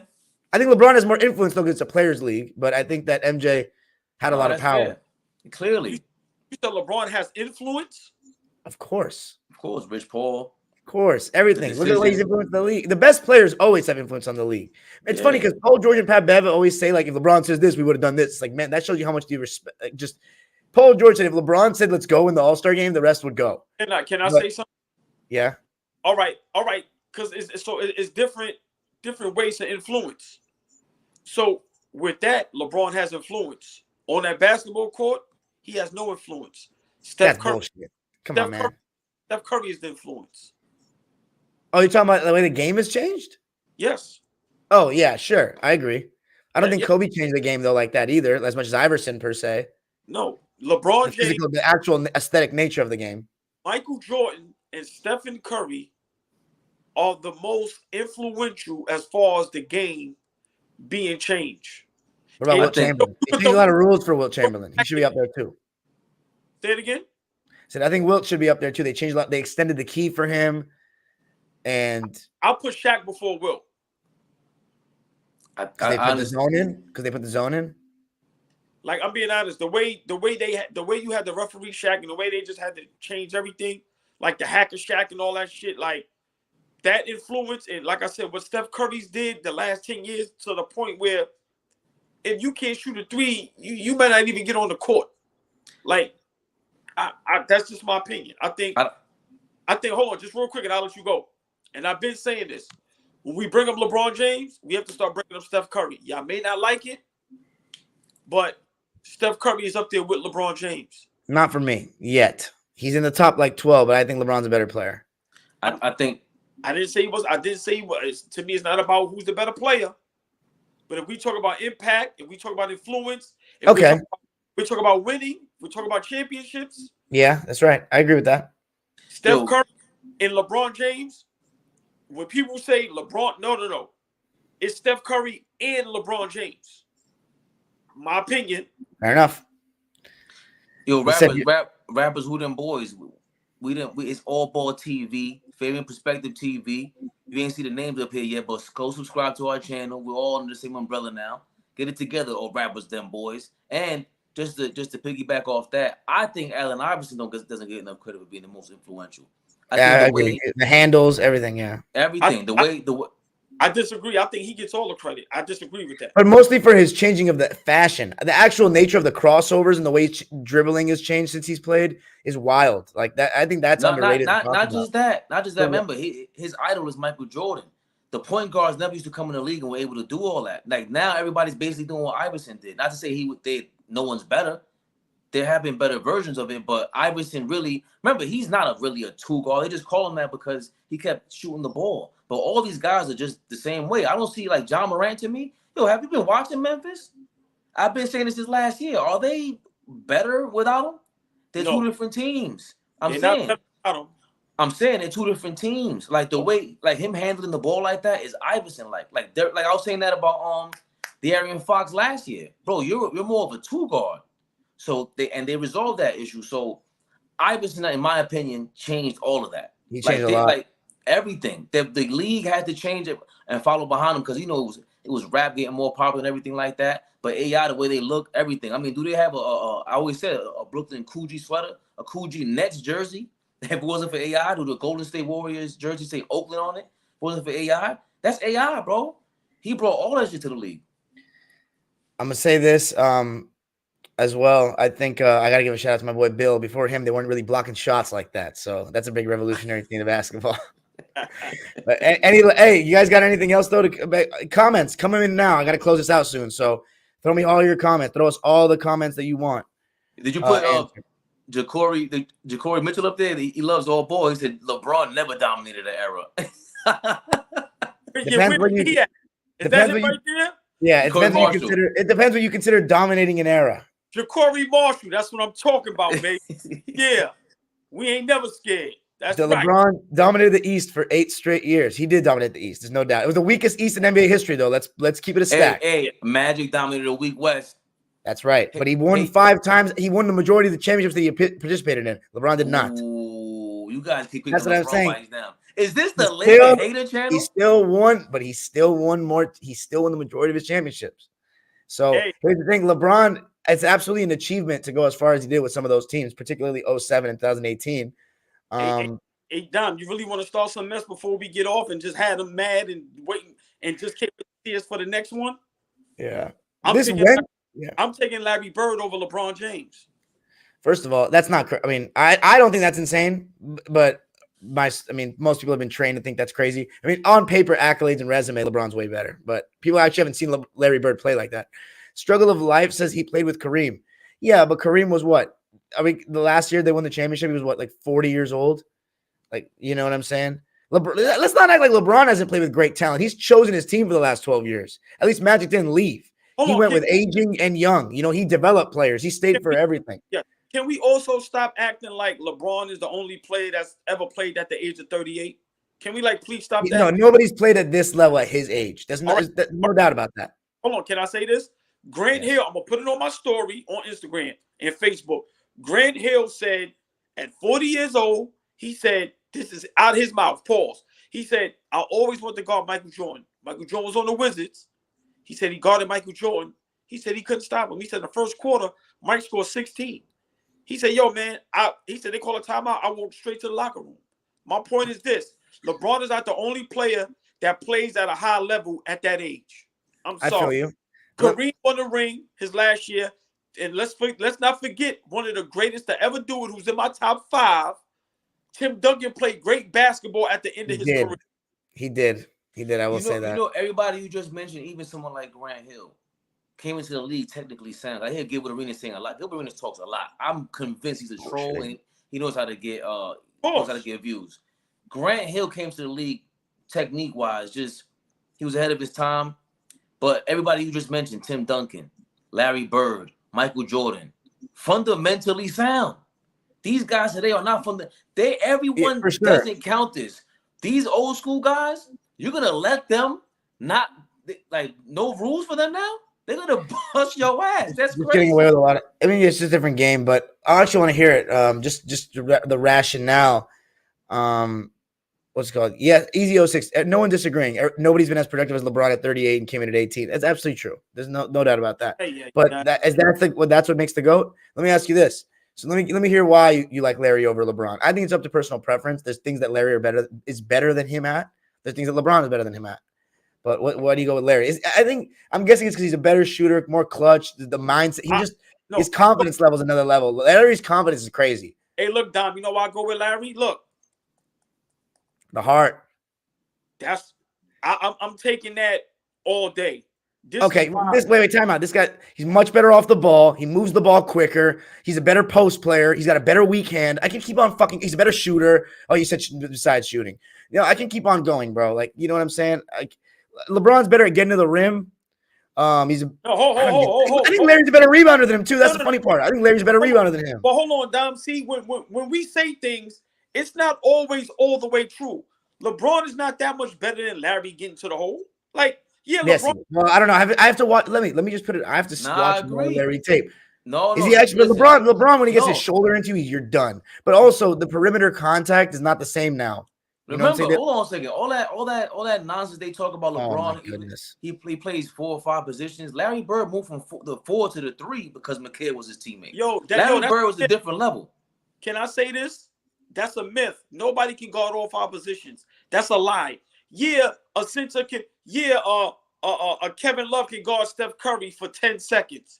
He cannot guard Steph Curry for the whole game. LeBron, Draymond Green, all these guys that they be saying can guard all 5 positions, that's false. That's never happened. That's a lie. That's a fib. That's a fairy tale. Except Anthony Taylor Made, how old are you, bro? Like, let's keep it. You can watch all our faces, but you're sitting there behind a screen. How old are you? You feel me? I don't really take everybody seriously when they talk about Larry Bird. A lot of these kids that actually watch him play. The heart is not like y'all think that this confidence and how much you want to win is fake. It doesn't matter, but that shit fucking matters, and it's very clear to see it. It's very clear to see when motherfuckers are out there quitting on the game. No, this motherfucker's quit too much for him to laugh at that comment. He's quit too much. I can name every fucking time. It's not even about, like, it's not just winning. It's not just winning. It's pride. This is also bullshit. Bogdanovich, are you fucking stupid? Come on, man. You have no eye for the game if you think that. You have no eye for the game. Bogdanovich, bro, that motherfucker he's a solid shot maker. That's all he is, bro. Again, going back to your best friend, Dom, when JJ Redick came out of his face and Jerry West came out and said, "What have you done to influence the game, the outcome of a game?" Do you know how important psychologically everything that he just said? That's what they live for. How do I impact the outcome of a game? Listen, Bird has no longevity. As if I cared. You feel me? He has enough to have 3 championships as the best player. I don't really give a shit. Hold on, y'all. Listen, this is what I don't like. There's no knock on Braun. Yo, man, great career. Great. Yo, man, he's going down as one of the greatest. Okay, understandable. But what LeBron has accomplished is guys that have accomplished that in half his career. Yeah, he got the most points, but when we talk about championships, MVPs, finals MVPs, things of that nature, it's guys that accomplished that in 10 to 13, 14 years. And I'm going to give you one quote, and I'm going to end it with me. Michael Jordan said this: "I never chased points. I chased championships." He said, "You think I couldn't have broke Kareem record? I didn't chase points. I chased rings." Let's stop acting like these dudes. Listen, man. Dudes wanted to win. I'll have to respond to these comments. Someone said Braun would body Larry. Bro, listen, you guys I've been watching basketball too long. But Dom, he might. All right, he might on a possession. Bro, I've watched LeBron enough to know that almost, first of all, not a 6'10" guy like that. He never fully buys into just dominating on the inside, posting up every single second. You think like he gets mismatches and he settles, bro. Well, hold on. So Larry Bird's not doing anything. No, Larry Bird's gonna score on him too. I don't think either of them could guard each other personally. But and then Taylor Made said Braun better than Bird is such a hater. I was like, no, it's not. Maybe somebody has a different lens of the game than you. I never even said Larry Bird was better. I just said that I see all balls. First of all, he's not the only person in history that says that. And everybody that's been trained to think that you have to be a hater to think that is, I think, led by the media. Because here's the thing. Growing up in LA, people said, is Larry Bird better than Kobe? People used to laugh at them. Kobe has longevity over Bird, all that. But I can accept either way. You guys are disrespecting LeBron. Larry is a legend and underrated playmaker, but you guys are really tearing. No, it's not, bro. Like, it's not. Like, 34. Talking about 34 years old means you were born in what? 1989? So when you were old enough to watch basketball, Larry Bird had already retired. So, like, that doesn't, I don't give a shit. Like, you got to put the dummy on there. Come on, man. That was uncalled. Yeah, again, disrespectful out here. I respect you yelling that dummy shit on this one. No, I'm not. And here's the funny part. When we get to Larry Bird's era, we're going to break down the fucking film. That's the thing. I'm not going to front from any of this shit. I'm going to break down the film, and I'm going to tell you why I like this guy's game. And whether he's over LeBron in my list or over Kobe in my list, you hear we'll what see. Fabian? Did you hear what Jamal Mashburn said about Larry Bird? Yeah, I did. He's fucking huge, and he was talking shit. And that's Dominique Wilkins. And first of all, this athletic shit, bro, he's busting Dominique's ass. No, not Dominique. Listen, Jamal Mashburn. I know. I'm saying I saw what he said. He was saying that he saw him in the Dream Team lobby, and he was talking shit already. Okay, listen, longevity. First of all, yeah, go ahead. No. And then he said when he played against him. So this is what people got to remember. That means Larry Bird was so-called over the hill. These dudes was young, college, great athletes in their prime. That man said Larry Bird came down and probably scored damn near 20 straight and told us what he was going to do. I'm going to go to that spot and I'm going to hit it off the glass. Like, y'all, listen, you really have to understand how embarrassing. Listen, these guys today, they don't got to deal with that. Imagine you on the court talking shit to them, excuse my language, and you doing what you say. These guys ain't built for that. You kidding me? Listen. Saying I'm comparing his longevity to LeBron. It's very if you want to really be fair, you don't compare longevity when you are riding in commercial planes with one fucking trainer in the 80s to 2000 when he's spending $1 million on his body alone, more than Larry Bird is getting paid for a whole year. The best way is to say how good were these guys at their best, because at the end of the day, LeBron was the best of his time. Larry Bird in a couple years of his career was the best of his time. So it's that simple. Great point. Taylor-made it doesn't. I mean, listen, he probably doesn't think. I used to think that it was crazy too to say like Larry Bird is better than Kobe or LeBron, but I found out more about Larry Bird personally and how unique his game is. Scarlet Pup says kids think everyone who played before LeBron is slow, athletic, and unskilled. I agree with that. Taylor-made says Bird even says LeBron's better. Look, Bird said Magic Johnson was the greatest player he'd ever seen touch a basketball, but y'all didn't believe all that shit, did you? Listen, what do you expect these guys to say? Like, come on, man. Listen, Shaq flip-flops every week. Yeah. Whoa. I've never heard this take before. Jordan did chase points. He came out of retirement to play for the Wizards because he realized he was behind his idol Dr. J in points. No, was he? Oh, was he actually behind Dr. J? No. That's interesting. I've never heard that before. Come on, you really think Michael Jordan came back to play for the Wizards to chase Doc? Are y'all kidding me? Kobe would eat. What? Michael Jordan, before he got Phil Jackson, could have probably averaged 40 for his career. It was told to him, bro, we can't win like that. You want to be the greatest? You want to win championships? You got to get your team involved. That man could have averaged 40 for his career. Taylor, hey, listen. Taylor-made said Kobe would eat Bird. I mean, listen, I don't think anybody can guard Kobe Bryant one-on-one, but Kobe, and as good of a defender as Kobe Bryant is, he's not checking Bird in the post, bro. He's turning over that. They're not guarding each other. And then Big Day says Braun versus Bird, different eras. Switch them and how they do. First of all, you have no proof of any of this. And secondly, you need to see how they played the game in the 80s and what offensive fouls were classified as. Because LeBron just lowering his shoulder like that is an offensive foul. However, he's going to adapt. So I'm not going to say that's a hypothetical. And first of all, give Larry Bird 10 three-point attempts and see what he does. Come on now. I got a computer, my G. What is that supposed to mean? Yeah, hold on a second. Does Larry Bird get to use the nutrition from today? And does LeBron you mean the nutrition that's getting these guys injured more? No, I'm saying, yeah, you can say that, but these guys are still playing for longer. Remember, you're going to see Larry Bird for 15 years. He said, where do you rank LeBron all time? Me, I got no comment. Top 10 at least. No, I got him 7 after Kobe. I got Kobe 6. I got LeBron 7. But see, the media has trained people to think that you're a fucking lunatic. That's my issue.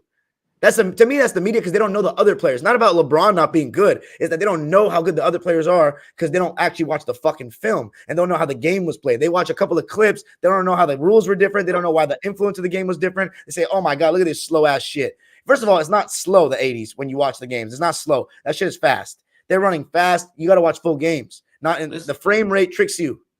See, Taylor made, I got LeBron number 2 all the time, right? His longevity and all that. I understand everything. Larry Bird's career was cut short because of his back. Like if you're talking about people at their peaks, I'm not taking.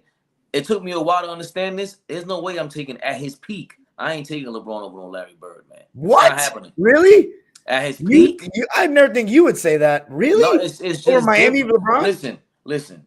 Miami LeBron was great, but if you don't have this team around you, you need motivation from the outside of yourself. You need that. Just like he needs to motivate AD as a late 35-year-old. Larry Bird did not need anyone to. He used to beef with Kevin McHale because he didn't like him. They didn't like each other, but he still learned how to win. He moved to the 3.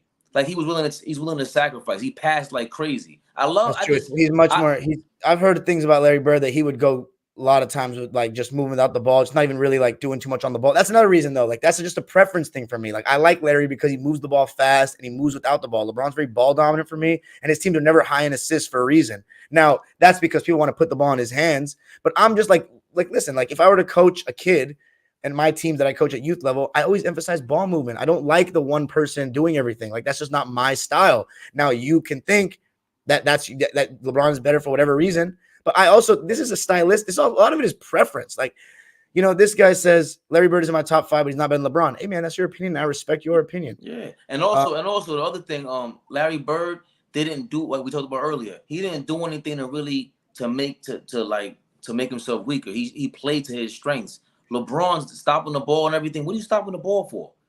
He likes to control things. You know what I'm saying? Right. But you're the best passer we ever seen, but you don't go in the post and kick out. Like you could have been the original Joker from the post. I do think LeBron at times made his game more hard. I definitely think so. I mean himself, right? Taylor made the same thing. This is also a narrative that I don't like. Look at the athletes Braun played versus Larry Bird. I hate this narrative that the 80s didn't have athletes, bro. Like I watched the game from the 1980 championship 40 years ago, and it looks in terms of this aesthetic, it does, but from an athletic point, nah, man. You can't tell me there's just Dr. J's just walking around out here, bro. Like you have to watch a game and see how ridiculous this guy was. And Daryl Dawkins, for the record, is a lot stronger and more athletic than a lot of these modern centers. And Magic Johnson is a 6'9" point guard running up the court like that. And people sleep on how athletic Kareem was before he went bald. So I don't understand that argument. The 80s athletes are really athletic, bro. Like right, I don't know why people say that. But I think there are more athletic players now. Cool. They handle the ball more. They're not durable though. That doesn't mean they're as good. Again, we keep confusing what a skill really is. How about the skill of motivating yourself? We still haven't talked about that. These people can't even motivate themselves to not drink wine on the bench. But listen, this argument, see, this is where I go with it. See, you have people that dare think we hating on LeBron. No, this is how I look at it. Some people may say Shaq is the greatest center of all time, right? But then people will forget. Shaq will tell you himself. Hakeem Olajuwon used to give him the business. Mm-hmm. So then if someone goes, Hakeem Olajuwon is better than Shaq, people will go ballistic. But then you would have Shaq, and it's evidence. So my point is, I'm not saying LeBron is not one of the GOATs. I'm not saying he's not great. But my opinion, there's guys that's just as impactful, skill set just as good. Maybe LeBron is more athletic, but Larry Bird shot as good, rebounded as good, passed as good. His motor was just as high. He won just as much as him. So it's just an opinion. But we can't, just because a person don't agree that LeBron is the number 2 all time, we hating. No. Yeah, I agree. That's why I don't like LeBron fans, because they don't accept that, because they've been so – dude, listen, when you every single morning for years and years talk about the same shit every single day of the 24-hour news cycle and keep saying it after every achievement and ask all these players about it and everything, then it's going to – there's a reason why players' lists are so diverse, and because a lot of this is personal preference. I want to keep emphasizing that. But every little media person or every fan, LeBron, MJ, then they go from there. That's a load of bullshit. The media has been saying that for 6 fucking years when he only had 3 rings, because it's easy to control the consumer's fucking mind, bro. I'm telling you, a guy from ESPN, an anchor, came to my college course and told me there's a reason why LeBron and Zion get pushed in your fucking face, because the ratings, they go crazy. You know, LeBron is the man of this era. He's the man. You know what I'm saying? So anything he gets... What? No, and if we're gonna be fair, Jordan did start that. That's what I'm saying. They saw how amazing Jordan did for ratings, and I gotta give credit to LeBron though. He has to live up to the expectation, and he fully did and exceeded it. So you gotta be that nice. But the way you just said disagreeing? It's not that I disagree. It's the fact that, you know, I give LeBron props because he came in as a baby at 18 years old. That's amazing. Don't get me wrong. There's a lot of pressure on you. I get it. But Michael Jordan did have to live to expectations as well. At a certain point, at a certain point for sure. But not at a certain point. He created this era. He created the Nike commercial. That Nike commercial, and McDonald's commercial, and Gatorade commercial from the 80s. He's promoting the NBA. You don't think the players in the league were going after him because of that? They were the same way they're going after LeBron. They don't like him because of that. They didn't like Mike either like that. And on top, and just this is my final point with all this. The same way you guys feel about LeBron, it wasn't just LeBron or Michael Jordan fans in the 90s saying that he was the best. It was his opponents. It was people who hated his guts, like us Knicks fans. We hated him. And we're just like, but we love to hate him because he is the best. I'd rather lose to him than anybody else. We can't say that about Braun. It's not. I agree. It's that is not true. universal. And this is Don, on the best team just happened to be his. Larry Bird played on one of the best teams ever. Has LeBron played on one of the best teams ever? Like, it's just a fact. Well, you have to be motivated that. It depends what you think of the 2013 Heat, I guess. But let me just read these comments real quick. Ace Boogie, I need you to send me an article when Wilt Chamberlain said MJ could not play. The difference between saying he wouldn't be as good and saying he could not play. I want you to send me that, please. Taylor Made says 80s athletes versus 2000 athletes. Listen, man, and I'm going to keep this a stack with you. And I'm from the 2000s. Like, that's my era. Like, that's my era that I'm biased to. Watch a game from the 80s and then watch a game from the 2000s. And if you really tell me there's a crazy athletic difference, man, the only thing that's different is the quality of the film. Because to me, the 80s players are going up and down, dunking way more. 2000s was a lot. There were some guys straight up that were too out of shape to play in 80s basketball in the 2000s. I swear to God. There was dudes that were over fucking weight. They could not play in the 80s. Not in the West. Now, these Doug Moe teams, Alex English and Michael Adams and those guys would run them off the fucking court. Like, so, anyway. And Don, to finish that point, Don, remember, I don't know if we said this on the pod before, but remember, you had 1, 2, maybe even 4 big men on per team back then. So that means you removed them and you added like four guards today that can dunk the ball. Whoop-de-doo. That means nothing. That's 16 more fouls. This guy's listening to JJ Baby Dick too much. Larry Bird's an overrated shooter, especially as a 3-point shooter. I mean, listen, that's great. What does that mean? That means that you've been listening to JJ. That means you've been listening to JJ. 7 is not. That's crazy. I mean, that's crazy. It's because of the media. Kobe or Magic? I'm not gonna answer that question. We can go here all day. I could be wrong all day. I could be an idiot. I could be all that. This guy's Kobe first. Listen, Kobe you first. telling me a man that's overrated as a 3-point shooter goes to the 3-point contest with his jacket on and says, "Who's coming in second?" He's overrated as a 3-point shooter. Okay. This shouldn't be asked, by the way, on my channel. Maybe ask another channel, but this on my channel is not going to be answered because it's an obvious answer. Don't disrespect Bird like that, please. If you have him, and this is garbage too, by the way. 2016 LeBron is better than anyone by like that. I don't even know if 2016 LeBron's better than 2013 LeBron. Hold on. Listen. It might be. That might be the case, but that was not 20. It wasn't 20 years of that. It wasn't 20 years of that. He was mentally lapsing. He was weak-minded. Stop it. Had bad playoff PER. I think it's the complete opposite. Thanks to social media, you get to hyper-analyze. No, social media allows you to interact with a bunch of idiots that doesn't know what the fuck they're talking about. You know what I'm saying? Nobody's fucking with me on this, bro, because I'm laying out the fucking film for you in order. And I'm citing all my work. All these motherfuckers want to go talk about the internet like my age, talking about all these players from 30 years ago. Let me see your fucking work. Don't just tell me I watched a lot of games. How the fuck am I supposed to believe you? You're not even man enough to show your own face on the internet, and you want to come talk to me about what you've watched. Fuck no. FaceTime me if you want to really get real, brother. Or you can meet me at Crypto. You feel me? Give me a break. The social media is dumbing down fans. I never knew how fucking stupid all of you guys were until I got on Twitter and saw you guys say John Stockton had no case to be better than Chris Paul. And I love Chris Paul. That's my guy. You guys sound ridiculous. I never heard this kind of nonsense until I got on Twitter. I might agree with that one, though. In his prime Bird, he has no case? John Stockton has no case? Listen, John Stockton is what your point guard is supposed to be. Like we got to stop this. He had longevity and everything. He's great. Don't get me wrong. I'm not trying to disrespect him. But I think there's 10 point guards better than John Stockton. Wow, not even the top 10? That would be interesting conversation. He ain't no Jason Kidd.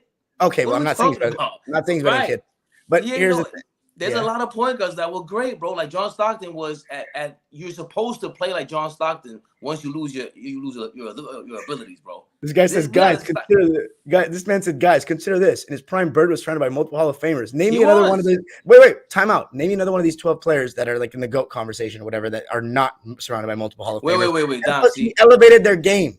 He got drafted. Hey, hold on. Let me get in this 2 seconds. He got drafted there. And I mean, look, by the way, LeBron is the self-proclaimed GOAT. He put himself next to Jordan in the media and pushing this false GOAT debate. I agree with that. Bird didn't get traded to the Celtics. He didn't cry on another team and said, I want to go to the Celtics. He got drafted there. Oh my God. I can keep going though, TaylorMade. I can keep fucking going. You think Jamal Wilkes was some unathletic stiff just because his jump shot was weird? Norm Nixon is fast as fuck. You seen him? First, and by the way, just because you're a more athletic team doesn't mean you're a better team. The Minnesota Timberwolves and the Memphis Grizzlies were more athletic than the Golden State Warriors. It's like basketball is much more than athleticism. And I also think a lot of teams, the look now, yes, is to draft more athletic players and mold them into great players. And back then it was more about taking, 3 guys that have been in college for 3 years or whatnot. But yeah, I think it's so overblown. And plus, all these athletes you're glorifying can't stay fucking healthy, and you're talking about them shortening the season. So when does durability get factored into this shit? They don't even practice the same way they used to. Were they superhumans in the past? Let's ask the real questions here. Bill Russell played every single minute of a final series with a higher pace than today's game. Every single minute at 35 with one fucking trainer. This game is tougher on the body today, though. A lot of speed wearing down them. And I want you to tell me what the pace of the 1983 NBA season was relative to today and come back to me with this shit. Everybody just says things, bro. Everybody just says things, man. Give me the fucking facts. Jokic and Luka cooking today's NBA, and they're not great athletes. Thank you. Somebody with sense. Great. Hold on. That was a great point. Great point. Why Jordan didn't pass Kareem? I forget how great Zach Randolph was and was not athletic. Go ahead, though, Dom. Why Jordan didn't pass Kareem? He didn't. That wasn't his goal. His goal was not to score more points than him. And by the way, I mean, cool. Yeah, LeBron has the most points ever. If you want to, go ahead. My bad. No. I'm saying remember, we explained that. You can YouTube it. Michael Jordan said this verbatim. I didn't chase points. I chased rings. I didn't care about the score. I didn't care about having the most points. I want to chase rings. That's what he said. So I believe him. Yo, shout out to Steve Burt Sr. that was on the podcast before, All Ball Uncle Ice, right? I think he was shouting out Johnny Davis had to play for the Atlanta Hawks back in the day. There were players that you got Robert Pack in the early 90s, late 80s. You guys, there were point guards who played this, Baron Davis in the early 2000s. They would kill in this era. But you guys think that these athletes were somehow born out of in a lab in the year 2005. That's not how this thing worked. You had a bunch of athletes in the 80s. They weren't allowed to play, bro. Mark Eaton was in the league. YouTube, listen, all y'all young fellas, man, just YouTube Chris Jackson, who is known now as Mahmoud Abdul. YouTube is don't even YouTube is NBA highlights. YouTube is LSU highlights. Those are nuts. He looks crazy. He looks nuts in those highlights. Someone said quality of the training isn't even close. Okay, the same training that has our players getting injured before they're even in their 5th season. Like, we need to have this conversation, bro. Yes. And by the way, Kareem, you're saying Wilt did say MJ couldn't play. As I said, send me the article, please. Comment. Hold on. But can we be real? Okay, let's say Wilt did say that. God rest his soul, great basketball player. Definitely one of the greatest. We know Wilt was a hater, right? Do we not know that? Yeah, well, he was an embellisher for sure. There's no doubt. No, he was a hater. Getting drunk before the games, like, I need proof of that. Getting the Bulls cocaine's drunk before the games. Luka drank a beer after the game and showed it to you guys. They drink a beer here and there. Well, hold on. But not the 60s, by the way. That even makes our point even better. Yeah. And they still didn't get hurt. Yo, they were spiking them in the 80s and the 90s, drinking Budweisers before the game. They're still giving. Yo, hold on, man. Hold on. Can I just say this real quick? I forgot the guy's name. He said he said Michael Jordan had a game that same night. He said they was drinking and playing golf. They played 20-something holes or some crazy shit. He said he told Mike, yo, no, man, we about to quit. You got a game tonight. He said, don't worry about it. They drunk more. He said Mike played another 12 holes. Mike had like 40. And that was against the Puerto Rican team in the Olympics, and he locked up their best player because he said he was talking shit about him in the paper.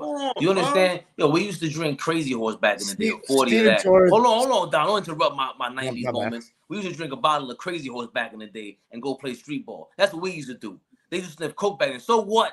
And they would still kill him. What are you people talking about? Google Crazy Horse. You know nothing about that, young kids. What's it called? Yeah, TaylorMade said, Dime, you lost when the athletes and errors are the same. That's fine. Be Lost, my friend. I literally laid it out. I have a playlist called Dime Machine. I'm breaking down the film as we go in the timeline. Started from 1969, around 1971. Now there's 4 videos there. I highlight some athleticism in there that's different than that's not as crazy as you think from the modern game. Yes, sir. Dom, I'm gonna tell you why they saying that. Because today they see the guys and how they dunk. That's the only evidence they have, but they forget guys like John Thompson, Darryl Dawkins was breaking the backboard. Like David Thompson. They see David Thompson. I'm sorry.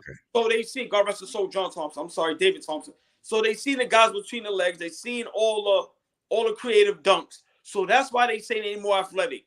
They're not even thinking jumping, running, all the other stuff. They just thinking that because of the dunks. Because that's the only evidence they have. Oh, boy. Shout out to Rasheed. What's on Rasheed? Not the jumping bean, right? But he said he was with Damo. We had, Dom, the last guy we had, we interviewed on Uncle Ice. He's my height, maybe 5'7", 5'8", doing windmills with Dominique Wilkins at Rucker Park. And he's telling Dominique, I could do that. And he copied Dominique's dunk. This is 1985. What are you people talking about? Know your history, guys. This guy clearly doesn't know his history. CP3 is better than Stockton. Stop being dumb. Call me names. You're still listening to my channel, though, so thanks for coming, even though you're a Gen Z bot. Oh, wait. No. Steven Torres, the Puerto Rican, vete va carajo. He was just here 2 seconds ago saying, yo, Dom, I'm quitting your channel. You fucking loser. Yeah, cállate. Pendejo. Fuck you. Anyway, Jalen Brunson-less Brent said 80s pace was about the same as this era. Facts, right? Facts. He said they really got wet and smoked Marlboros before games back then, and y'all saying they're the same. And they'll bust your ass. I don't notice any. Listen, I don't notice any different on the court. And you need to show me every single player that smoked a Marlboro before every game. Kevin Durant and Matt Barnes and Steven Jackson were getting faded before games, my friend. But I'm not going to stereotype the whole league. Al Harrington was getting faded before games. At the end of the day, man, you got to go out there and play. Easy06 says players in the modern era don't last as long. First of all, I don't even know if that's true, because youth sports is much more involved. Yes, but that's part of the training, my friend. We're talking about the better training, all the research, all this. These kids are getting work through the youth circuit, but y'all don't want to talk about it. You want to say better athletes, this and that. But you have no evidence, though. You just see what you're slow. He might be right about that. No, he is right about that, but that affects the athlete's body. All right, but Kareem played 20. Like, it's a lot of guys back in that era that played 15 years.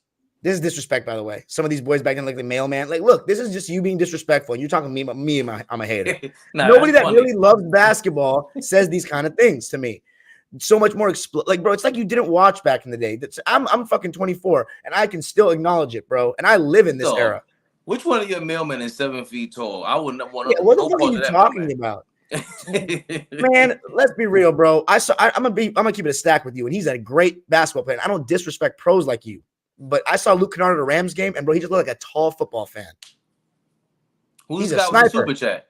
He's a tall football fan, looking like right there. Ron Artest was drinking beer at halftime, and Ron Artest is in the 2000s, so it doesn't help your case, by the way. Ron Artest would lock any motherfuckers up one-on-one. Ron Artest was drinking Hennessy at halftime. He was crazy. I watched the Conan interview. But by the way, all ball is right, though. Whether Wilt said that or not, Wilt is an embellisher. You feel me? We know you have to also figure out who these people are.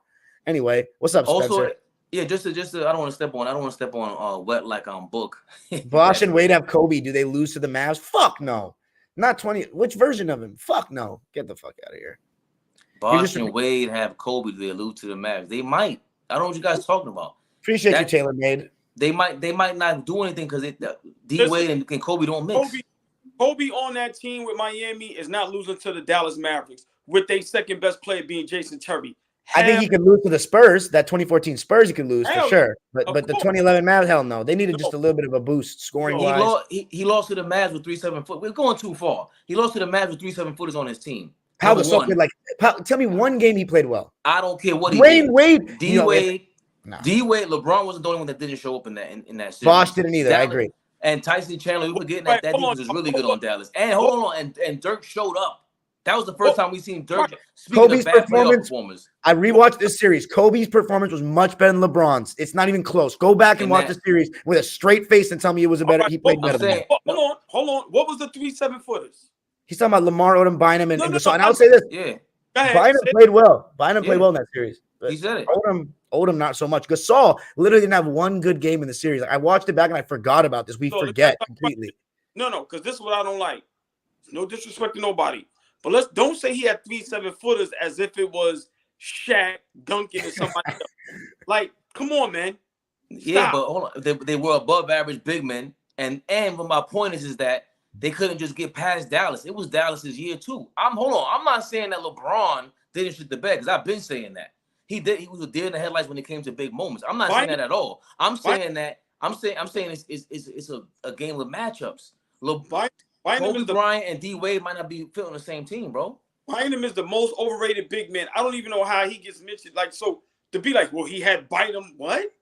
Well, Bynum was not a top center. See, this is Steven Torres. Thank you for giving away that you don't know what you're talking about, my friend. Exactly. See, you guys just need to comment enough for me to know that you guys are fraudulent. And that's why you're listening to me and sitting on your bum asses watching and insulting a guy over the internet with your no avatar face. So this is what I got to tell you. Andrew Bynum had a breakout season the following year. In 2011, he saw the reputation of being an injured big man. He missed 28 games and averaged 11 points and 9 rebounds. Granted, the game was slower, but that's no different than Mason Plumlee's averaging right now.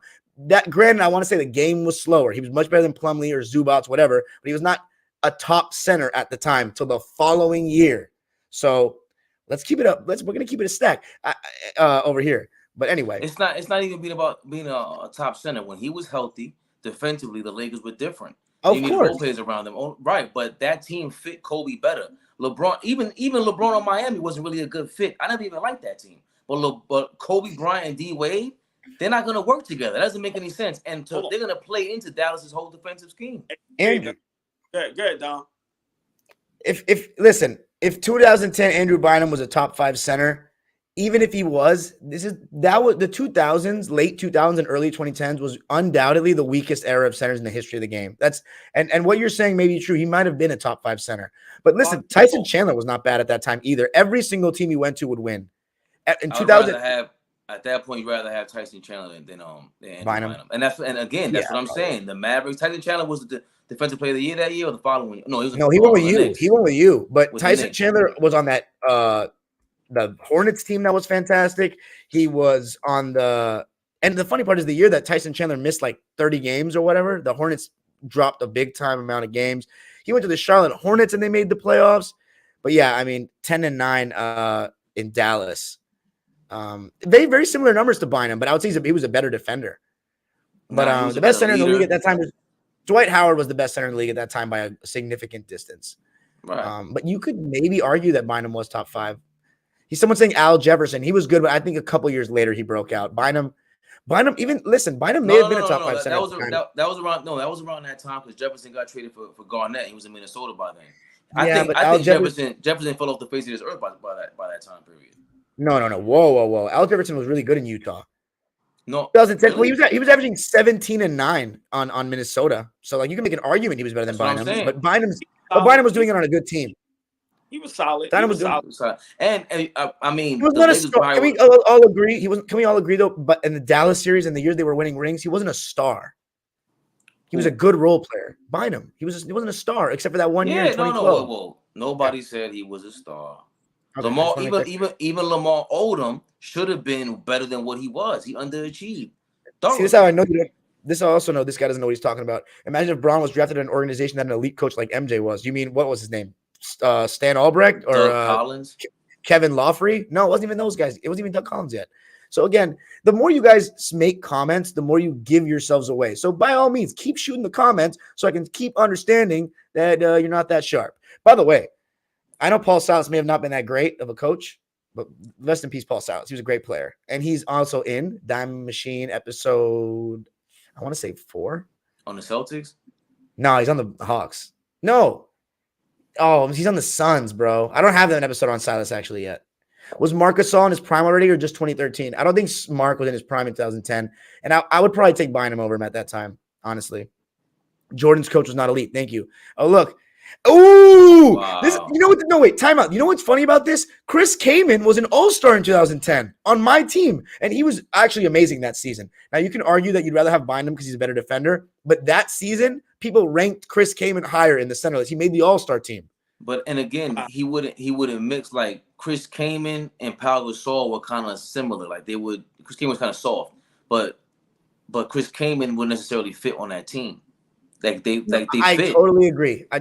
I'm just saying in the context. Fit.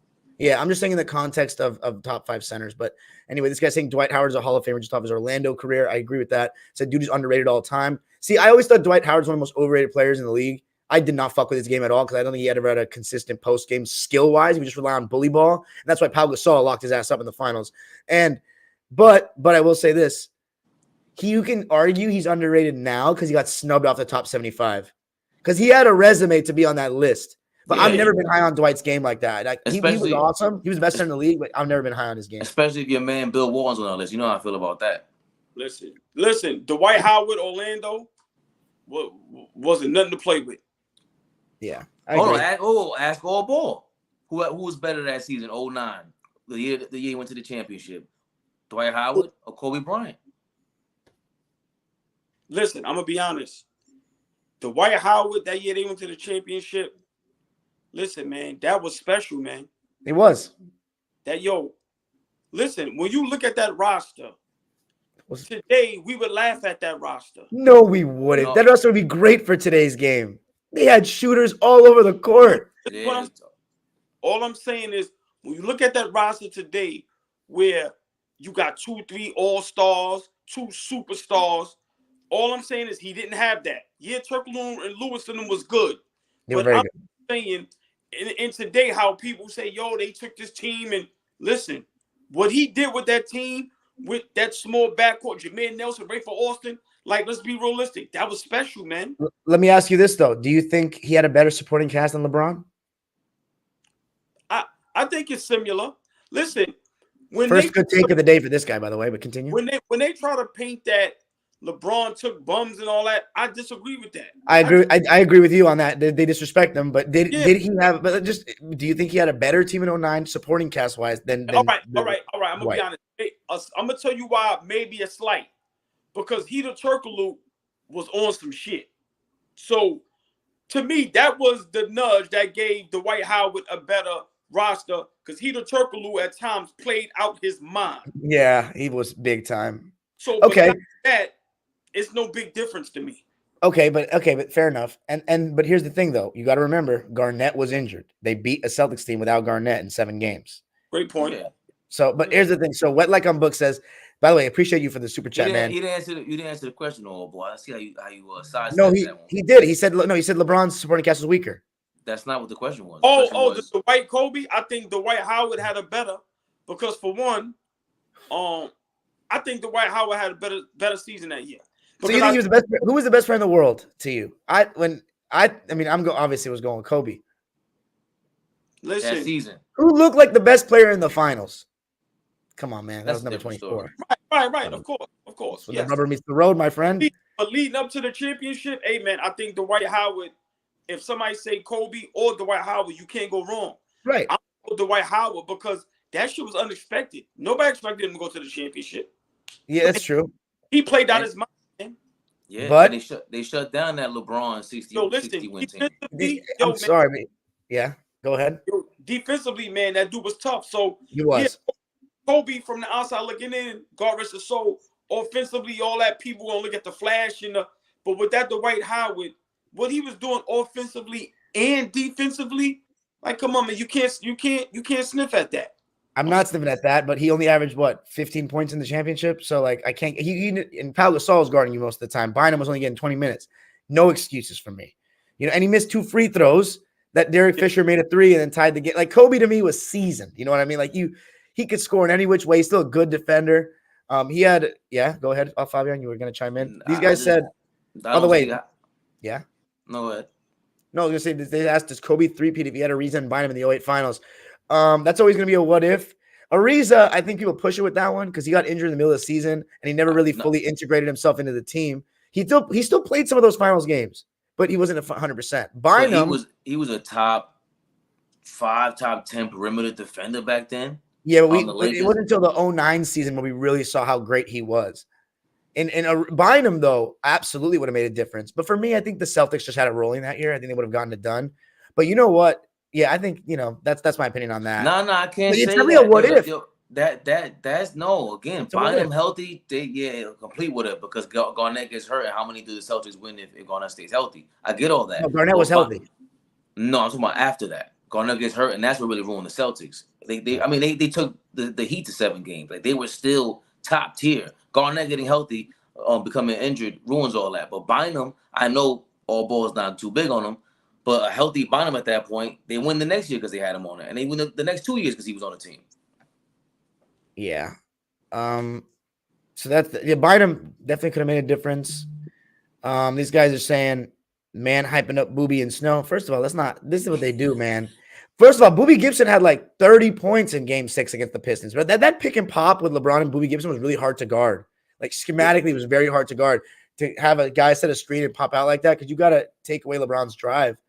It was also weak. It wasn't the Ben Wallace Pistons. Listen, hold on. This is a funny question I always get. Come on, man. I know we ain't got time because we probably get off in a bit, but now all you got to do is just go down the starting fives of those teams. Like, you make fun of Boobie Gibson, but was he not that better than Jameer Nelson? No, Jameer Nelson was way better than him. Way better. Relax. Jameer Nelson was really good. Way better. By the way, but Jameer Nelson was injured in the run to the championship. Remember, he came back in the finals. Right. Boobie Gibson ain't no slouch, man. I'm saying, I'm just saying that at that time he was young. Yo, man, he was tough, man. You know what's a weird what if, and I didn't even know about this till I watched the Cavs Celtics 08 series again, the one that LeBron lost in 7. Boobie Gibson got injured somewhere through the series, but I actually think he could have helped in game 7. Like, I legit think they could have made a difference because like their role players went cold from deep, and Boobie Gibson, like that pick and pop with LeBron was good. By the way, Mo Williams is not the second best player on a championship team, but don't disrespect Mo Williams, my friend. We had him on the Clippers. He was such a bucket, dude. He could score. And he was great. He was a great compliment for LeBron. I do think LeBron made him an all-star, though. I will say that. They were missing. They were missing. Though. They were definitely missing his true second guy. But Mo Williams was a great player to have off LeBron because he could work without the ball. He could attack closeouts. He could handle the ball and pick and roll. But for the most part, he wants LeBron to handle the ball. He was just a great piece for him. Kobe is overrated defensively. Based on what? His defensive selections? I think some of them may have been reputation, but I wouldn't say he's overrated defensively. Wally Zerbiak was good. Wally Zerbiak was all right. He could score, man. He could shoot the shit out of the ball, too. I hated Wally Zerbiak. I hate him and his thick-ass eyebrows on MSG every night. I kind of hate Wally Zerbiak. He was talking shit about Tyrese Halliburton, and Tyrese Halliburton went on a run. Don't ever talk about he said he'll be an all-star. Wally Zerbiak's a jerk, bro. A jerk from Long Island. Hey, well, listen. This guy, last one, we're going to end it with this. Thank you for the super chat, by the way. This guy said, just watch Larry Bird. He's been LeBron. Sorry for my ignorance. That's funny. All right, relax. Y'all traded Kyrie Irving and Bernier for Mo. First of all, I love Mo Williams. Redeem team is not better than the Dream Team. I actually have a poster of the Redeem Team right here, but the difference between the Redeem Team and the Dream Team for me, besides there's 2 things. One, MJ, Larry Bird, and Magic. Albeit an old Larry Bird, but you got still a good Magic and MJ in his prime. But the main thing for me is the bigs. That's the biggest difference between the Dream Team and the Redeem Team. Their best big was what? Dwight Howard. They had Patrick Ewing and David Robinson. And then a power forward position and Charles Barkley in their primes. Hey, listen, Barkley on that. Listen, man, he was the best player on that Dream Team. According to Chuck Daly, and performance-wise, but not actual player-wise. That, and then also again, and the proof is what you just said, Dom. It's a different game when they play around internationally, right? And remember, who do they have trouble with against Spain? Pau Gasol and Marc Gasol. You had trouble with Pau Gasol, Marc Gasol. We got Patrick Ewing and David Robinson. It's over for you, little Redeem Team bullshit. I feel you, and I like the Redeem Team. I mean, that's my squad for USA. That was my first USA team I watched and saw them win. I don't like the 20. I think the 2012 team is the most overrated USA team in history. They look so much better on paper, but they barely beat fucking Lithuania. I remember watching that, and LeBron bailed him out at the end. That was when LeBron was on top of the world. Like, he came off that ring, went to the Olympics, he cooked. He was on top of the world, man. Then he came back with that 2013 season. Dime, all respect, young homie, but you wild on this one. Nah, bro, I keep it as I've been very consistent with my. That's not an agenda, but just I don't think these guys are that much better than you think than the old players. It's not even a slight on the new players. It's more that you all don't understand how good they were. That's why I want to make the videos. So everybody, before we get out of here, let them know where they can find you guys. It was a spirited discussion. I got to do the timestamps because we went 2 hours, but we went crazy. Continue. Larry Bird talk. Love Larry Bird. Love LeBron James too. I love LeBron James, the actual player. I just don't like the fans and what the media has done about it. Like, I think they created a monster in him. But anyway, go ahead, boys. All Ball TV, All Ball. Put it in perspective, or All Ball Perspective, Favorite Perspective. That's all the YouTube channels. All Ball _TV on Twitter, Instagram, TikTok. Yo, our TikTok popped 25,000 videos. The last video we put up. Come follow us. Come join us. The Wild Bunch Lives is crazy. You want to get a real New York City feel? You know, you already hear the way we sound. There's a bunch of us, but we keep it funky. And yeah, come hop on and join us. All Ball. All I gotta say, big shout out to Dime Dropper. Hey man, support him as much as you can. All the super chats, all the everything. Hey man, the guys doing great work. Shout out to the Clippers. And like Fabian said, All Ball TV, everything. Hey man, lives, Instagram, YouTube. Hey, we show everybody love. You want to come up there, argue, yell, laugh, fight about the game of basketball? You're all welcome. Appreciate it. Remember, guys, hit the notification bell so you know every single time I go live. Make sure to comment on this video the second I end it for the algorithms. We're doing really well right now with the algorithms. We're getting up to 4,000 subscribers. Comment on the video when it's done. And by the way, Wet Like I'm Booked, I really appreciate the super chats, man. It says, man, RIP to the GOAT one time. The Black Mamba won in 2010 with a bone fragment and a broken finger. Any last words, Fabian? Yeah, he had a bone spur in his foot. That was crazy. He had to get an injection on his ankle. Kobe Bryant back then. That's insane. A bone spur is insane. Yeah. The way that guy played through pain is quite unbelievable. And I think tailor-made from the way he was talking. I think his top three is probably in no order: Jordan, LeBron, and Kobe. I'm guessing the way you talk. But you let me know in the comments. Peace out, everybody. Have a great night. The timestamp's going to be up. Go Clippers. That's 3 in a row. Locked On Clippers. You already know the deal. Please subscribe to me as well there. Peace.